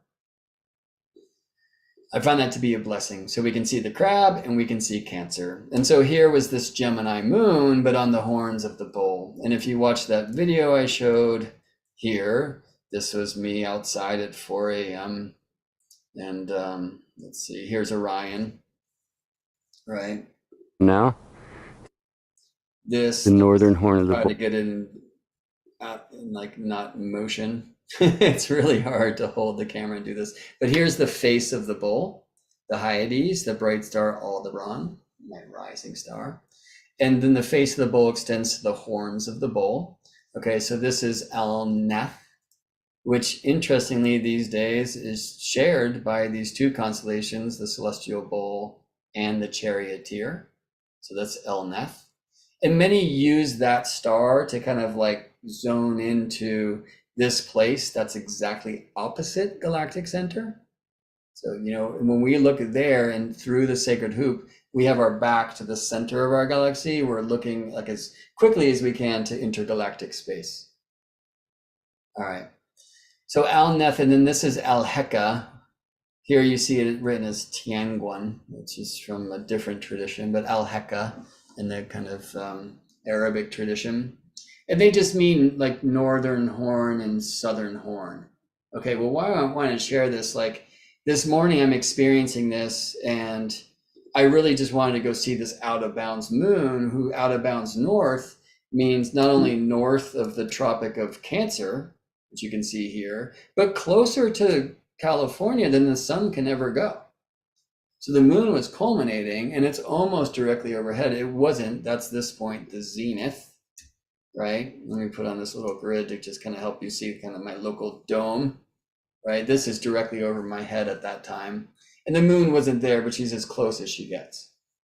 So I was out there just like, whoa, moon, right? And I was like, wait a second, moon was with that star, Al-Heka, when I was born. Oh, I'm having a lunar return. So I guess why not just, I'll put my nativity here in between. So when I was born, the moon was down beneath the ground here at 25 Gemini, right? So when I was looking at the moon, I was like, wow, I'm just about to have a lunar return. And I did a little astro math. Okay, I let the computer do it for me. And I saw, wow, the moon is going to return for me at 5:14 a.m. So why don't I go record a little video of that, all right? So here you can see the moon at 2501 Gemini when I was born at 2501 Gemini at 5:14 a.m. today. And I promise there's a point. I'm not trying to just make this all about me. So you can see, like we see here in this camera frame, did I close it? Here it is. That bright star next to the moon, that's El-Neth, okay? Al-Heka is right here, right? So these are the tips of the horns of the bull as they're drawn, right? A little easier to see that image here in Stellarium astronomy software, thanks so much to them, right? So the face of the bull, the Hyades, the Pleiades on the bull's back, reaching up to the tips of the horns, El-Neth and Al-Heka. All right, well, so I'm having this lunar return, but let me show you where the moon was on October 24th, 1975. And I mean, I'd have to turn this to 4:13 p.m. to make it agree with the actual moment of my birth as it was experienced here in California. Let me just do a few things. Now, notice that the moon then, let me take the moon out of supersize, was so close to Al-Heka, was down here, right? So how am I having a lunar return when I see this moon at El-Nath, this horn of the bull, but I was born with the moon down here at Al-Heka. And as I explained in this video, it's because when I was born, the lunar nodes, the south node was in Taurus. So the moon crosses at the south node from the north to the south. In the northern hemisphere point of view, that means kind of like from above to below, like getting grounded, right? And then so the moon here will have what's called southern latitude, southern celestial latitude. You can see that here, -3 degrees celestial latitude, right? See it here. Oh, that's Tianguan or El-Heka, moon with southern celestial latitude. Okay, but now during this lunar return, at least by degree, the moon has northern latitude, significant northern latitude, 4.5 degrees north of the ecliptic, and in a very northern sign, like the most, Gemini and Cancer, right? So extremely out of bounds north. Like that's how all that stuff works. I know that can be confusing, that might not land, but hopefully for a few out there, something just clicked. Regardless, I want to talk about the nodes of planets now, and 2 planets in particular, because they're telling me why this veil is thin. For me, like I want to connect to ancestors. Well, there's a lot of ancestry. There's deep heritage and memory in the moon. So that for me, I'm falling asleep to this owl while the moon is returning. I wasn't conscious of it, by the way, until I went outside and I saw the moon. And because I'm not too far removed from my birthday on October 24th, the phase of the moon was pretty similar too. So let me go back to 2023. Let me just go now. And then we'll do 5:14 a.m. when I'm having this lunar return. And now, oh, where are you? Honestly, 2023, November 1st, 5. Oh, there she is. It's because I took her supersize away. Thanks to Aaron for letting me do that. So the moon's node, currently north node in Aries, so it's there where moon crosses north and goes up high. Okay. No. High in northern hemisphere skies, right? And so north of the ecliptic is up here, the northern horn of the bull, where I was born, with the moon south of the ecliptic down here at the southern horn of the bull, right? So very importantly, let this be evidence for the truth that moon will never, ever, ever, ever reflect sunlight in the same way twice. That's how unique you are. And that's why for me, the moon represents your soul, or my soul. And the moon will never reflect sunlight in the same way twice, and will never reflect the sunlight in any particular moment in that unique way to two places on earth in the same way. You are so unique. Moon, soul, reflecting sun, spirit to our earthly eyes. All right. The moon, who is the one that we can see of the two luminaries, moon and sun, actually moving through the stars. When we try to do this with the sun, friends, we go blind. And this is why the sun is great mystery. Let me just go to right now where I am. And this is why we cannot see Mars or Mercury at this. Like, I can't even see Mercury in the stellarium. Right? Like, where are you, dude? Here. All right. Why? Because they're under the beams of the sun. And even when sun sets later today,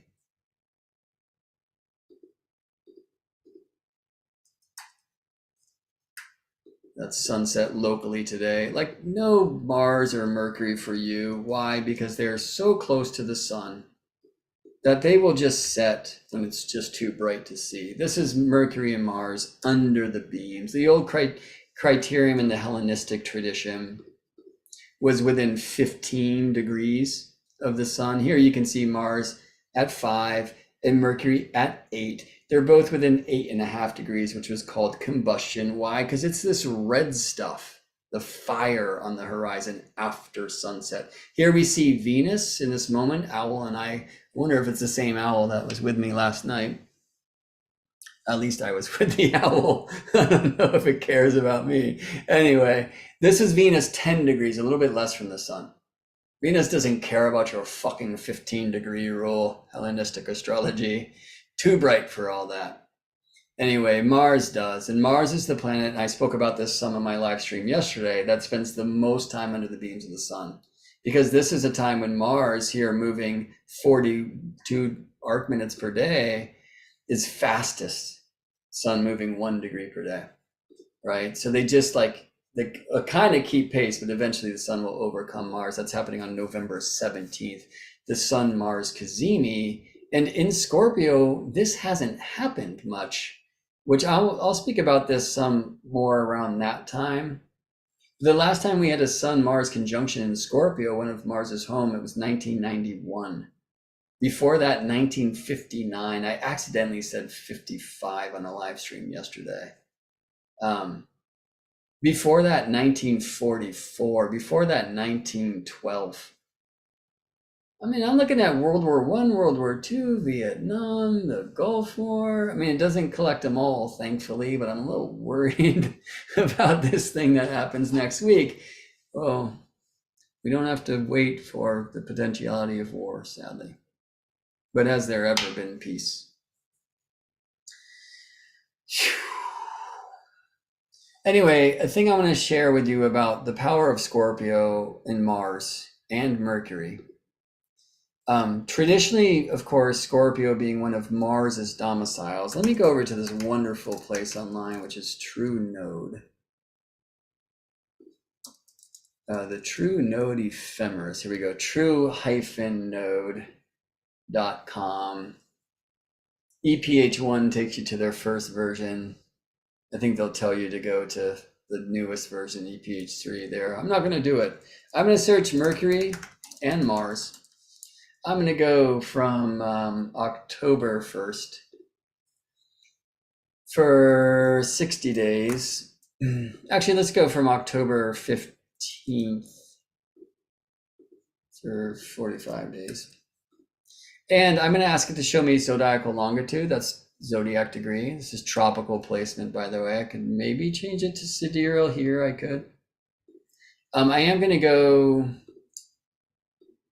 heliocentric here. I'm going to also see the latitude of the planet, so how far north or south of the ecliptic plane they are in their own orbital path. And I want to show where their north and south nodes are. All right. So Mercury and Mars, let me make this a little bit bigger for you. And let's look at their south nodes thanks to the amazing Solar System Scope astronomy software. All right, so what is a planetary node? Those of you who were in my class recently hopefully saw then if you didn't know already. But let's just look from the sun's point of view. This is the Earth's plane, the ecliptic plane. Let me highlight that here. And all the other planets, they have their own paths. And so where their orbital planes, like there's the one of Mercury, like this is a Mercury-Venus node, at least from the point of view I'm looking at right now. If I'm looking from the sun, we would talk about these heliocentric nodes, which for the sun's point of view, the nodes of the planets are always opposite one another. Like the moon's nodes are here, right? They're on other sides of the earth. So you can see here, and they move very slowly. Okay, I could do this for hundreds of years and you'd start to see some motion. But the north node of Mercury, 1836 Taurus. The north node of Mars, 1944 Taurus. The south node of Mercury, 18.5 Scorpio. South node of Mars, 19.75 Scorpio. Interestingly, they're together. And those of you who just attended my planetary cycles class, I talked about that and the weirdness of 79 years of age when we have simultaneous Mercury and Mars synodic returns. And again, you can get to that class if you'd like.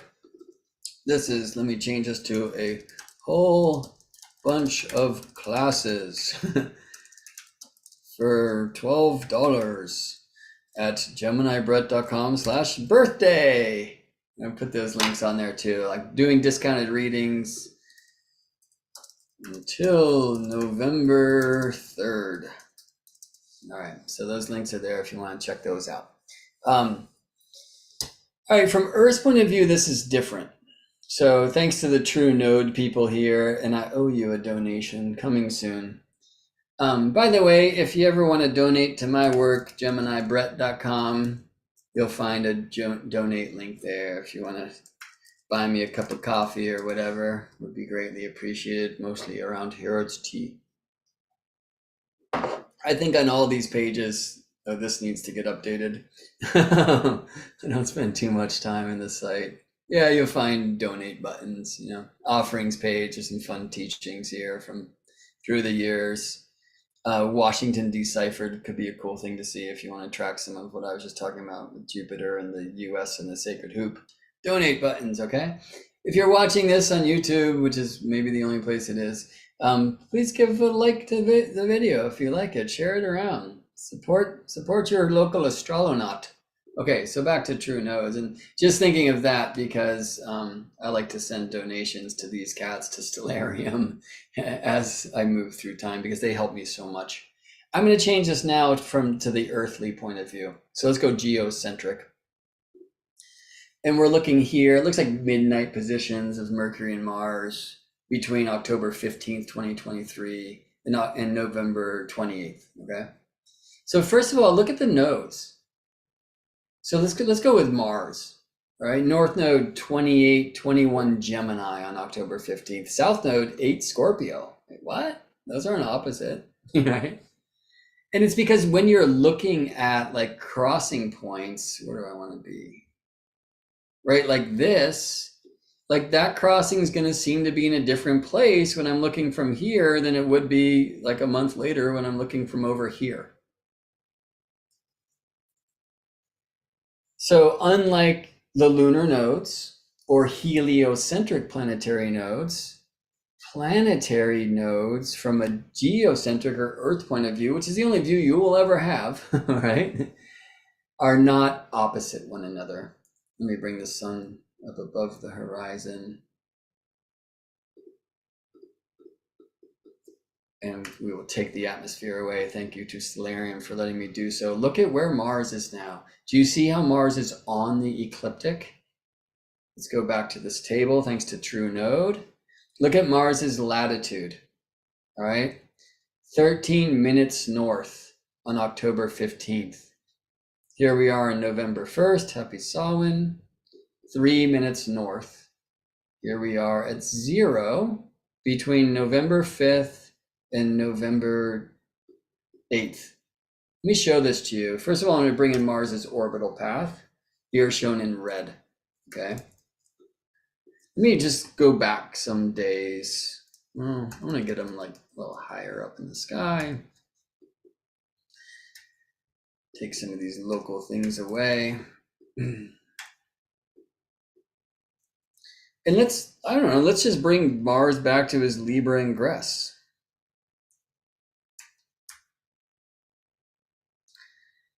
And it looks like that was, well, there was the sun at Libra ingress on September 23rd. Here's when Mars entered Libra. It looks like August 26th-ish. Okay, and I'm going to track Mars's travel here. We'll center on Mars. We'll zoom in a bit.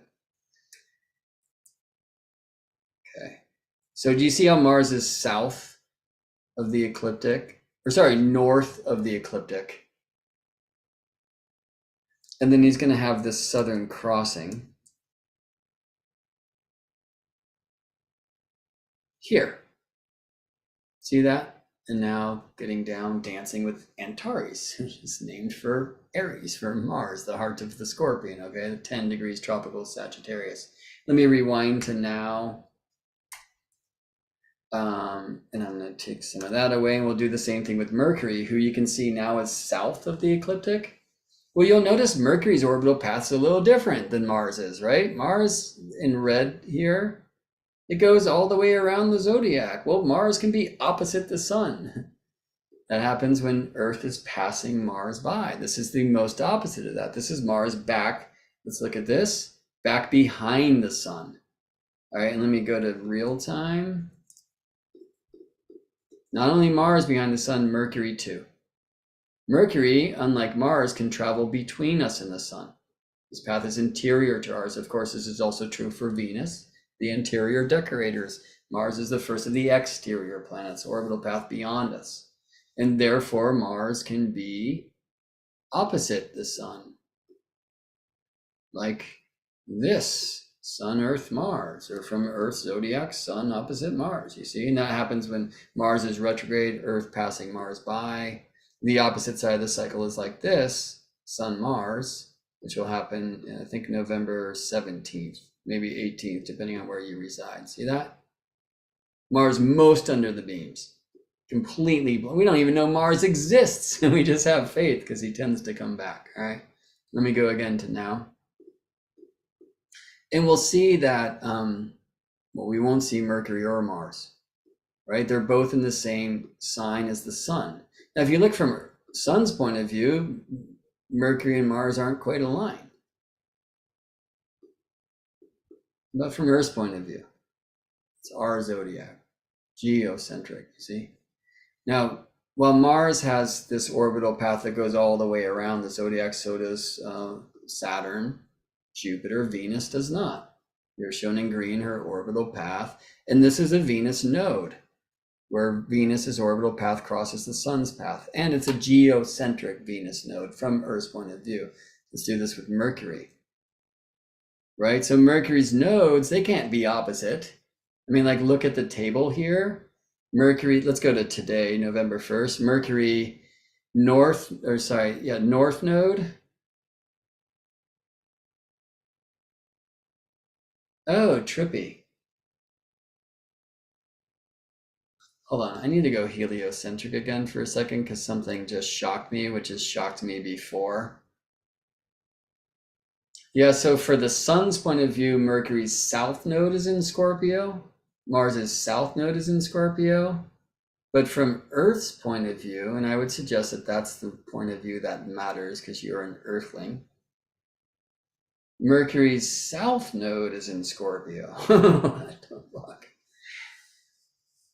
Or wait, was that the same? Hold on, I gotta do that again. So heliocentric, Mercury's south node Scorpio, north node Taurus, Mars north node Taurus, south node Scorpio. I guess geocentric, it's the same. I'm just tripping on something that I shouldn't be tripping on. No. Oh, right. This is the point I'm trying to prove. Look at Mercury's nodes conjoin. How could it be? Right, see this? Like south node and north node in the same place. And let's just go to that November 11th time. First, I'm going to rewind and we're going to look at this lunar, the latitude of Mercury. 118, so north is positive, south is negative. Sorry, not my convention. All right, but in the northern hemisphere, north is up heavenly towards higher than the zodiac, and south is below the zodiac, more grounded. Okay, the opposite's true in the southern hemisphere. But here's this crossing, which would be a global truth. It was October 27th. Let's rewind and just witness that. This is November 1st here. So let me even go further back. So there's Mercury aligning with the sun. It's in tropical Libra. That's my birthday. Watch, and look how close Mars is to the ecliptic and how close Mercury is to the ecliptic. Let's get Mercury to cross. So that was October 27th right there, you see? And then let's go forward to November, what was it, November 11th? Whatever it is, where from Earth's point of view, suddenly the nodes of Mercury are conjoined. That doesn't, I think it's when Mercury's there. It's like when this curve is completely flattened. Right, because look at how, right, so these are the extremes of Mercury's orbital path from the sun. That's 28 degrees away, west and east of the sun. But notice as we're moving through days here, how we have now Mercury's nodes, where Mercury's path here in blue is crossing the sun's path there and there, right? So they're like close together. But then there's this point where Mercury's path like totally flattens. And it will be, I think, when the sun conjoins Mercury's nodes, when like the north and the south node are just the same place, they're right with the sun. So I guess this is November 11th at some time of the day. It's like here. And I mean, thanks to True Note, I could just print it out and it's like November 11th. This is midnight on November 11th. Why not just look?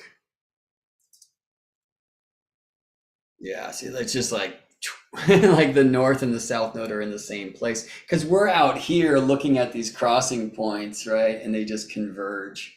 All right, so anyway, let me get back to now and just finish with why I'm saying I feel the veil is thin. Again, why this time of the year? Is it just the autumnal cross-quarter season? Is it something to do with this is a time when a comet came and struck and killed so many of our ancestors? Theoretically interesting. And so the veil is thin. And amazingly, we can't see Mars and Mercury now, right? So not only can you not see your ancestors with your eyeballs, but I do, well, those who have passed, but I do suggest like being with their photographs, with their memories inside, right? Mercury and Mars are now under the beams. Take their super size away, they're gone. But can we see through the veil? And beautifully, they're crossing the ecliptic now. Mercury did on October 27th. Here, where the latitude moves from positive to negative. Mars will on November 7th, here when the latitude moves from positive to negative. Let's go to that day, which interestingly happens to be when the sun is at the astronomical cross quarter or midpoint between 0 Libra equinox and 0 Capricorn solstice, right? If we look at Mars's latitude here, we're going to see 0, right? It's crossing the ecliptic and crossing from the north to the south.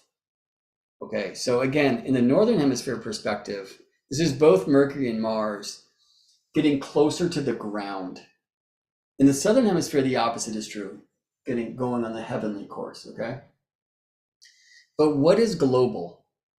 Not only is the directional zodiac, the Earth zodiac, the tropical zodiac itself global, because north is north everywhere on Earth.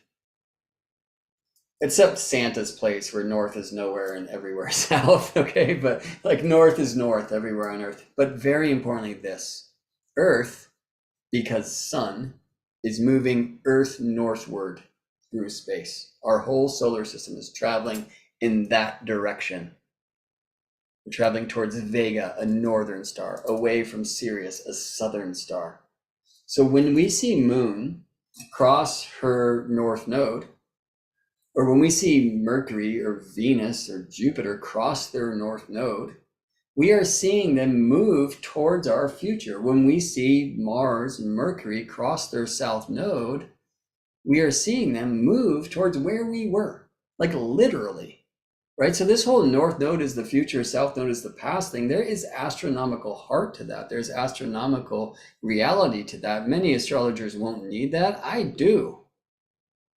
All right, like I want to not only justify my connection to the correspondences through the measurable heavenly happenings, the astronomy, I want to learn from the astronomy what astrology is and can be. And I do like when, the measurable side, the heavenly happenings do support like what I do astrologically, yeah.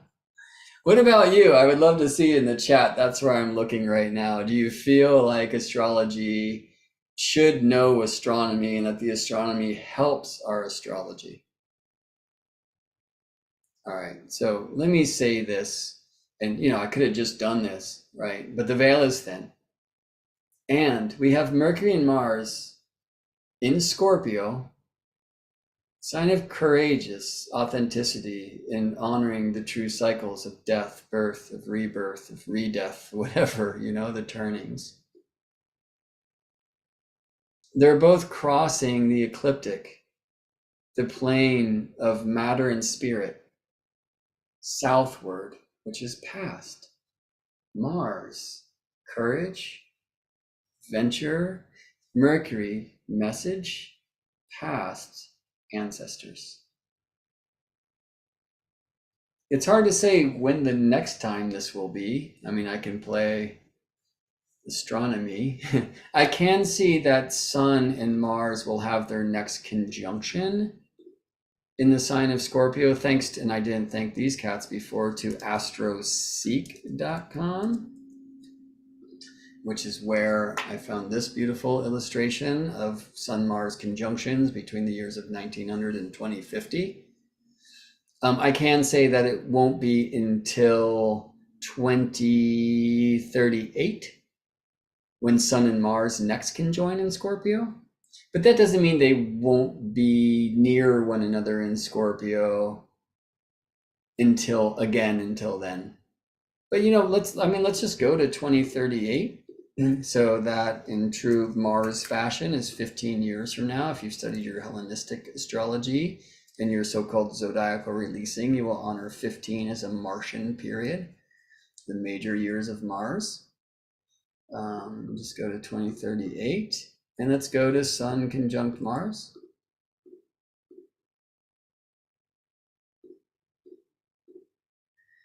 And Mercury's not on the scene that time, Venus is. However, I can rewind some days.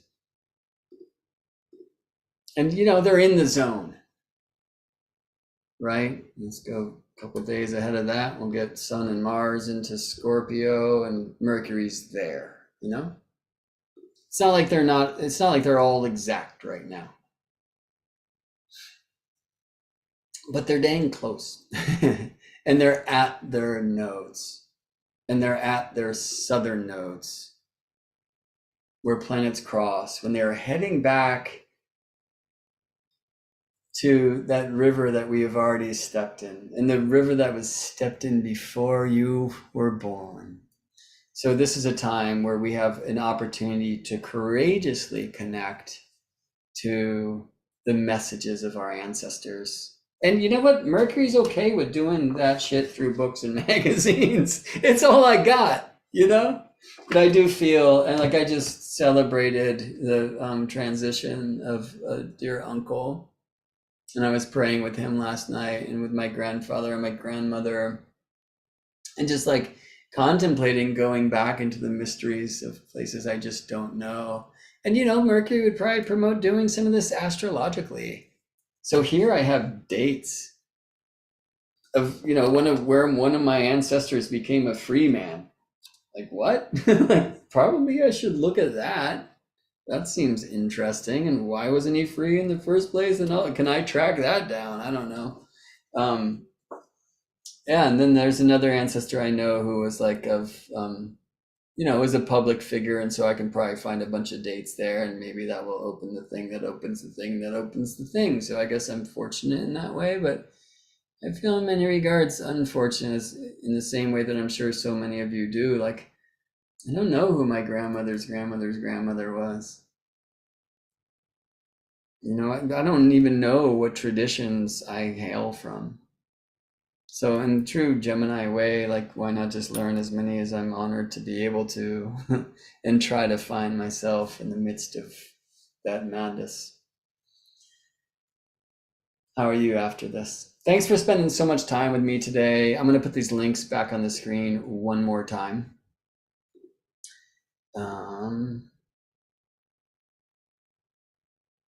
You know what? Let me see if I can do this in a way that they show up larger.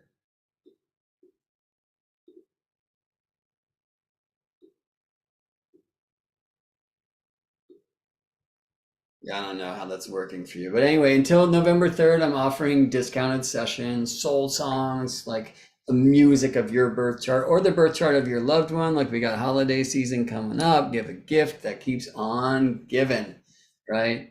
The musical transmission of your birth chart. If you have dear friends who think astrology's whack, just don't tell them where it came from, you know? Anyway, so we usually charge $333 for these soul songs, Song of Your Soul, $222 right now. I do plan to offer another discount window sometime around the holiday season. We'll see. It kind of depends on where Erik is and his touring reality. By the way, if you order one now, he's recording songs again end of November, but the discount lasts till November 3rd. So take advantage of it if you'd like. That top link there.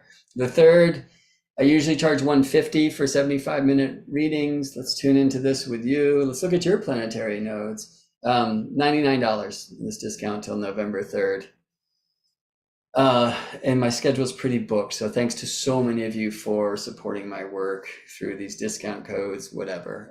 This will end up on this hidden course page at my website, where you can also find transmissions about planetary synodic return years, an introduction to planetary nodes, to Earth astrology practices. There with this will be, I don't know, 10 hours, probably 8.5, 9 hours of videos over there. And you can get there by donating $12 at geminibrett.com/birthday. If you just want to throw a little tip my way, geminibrett.com, where you will find a mailing list to join, please do.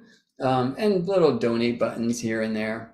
Donate to TrueNode, to Stellarium software, especially if you use them. It's a good reminder to myself to hear that regularly, because I'm so much of my work, like so many of the revelations I receive, are from great astronomy sites like that, and I have dear gratitude. And I'm so grateful to you for offering this present of your presence. Thank you. If you like the video, please hit the like button and subscribe and all that stuff, and share it around with weirdos like us. All right, friends.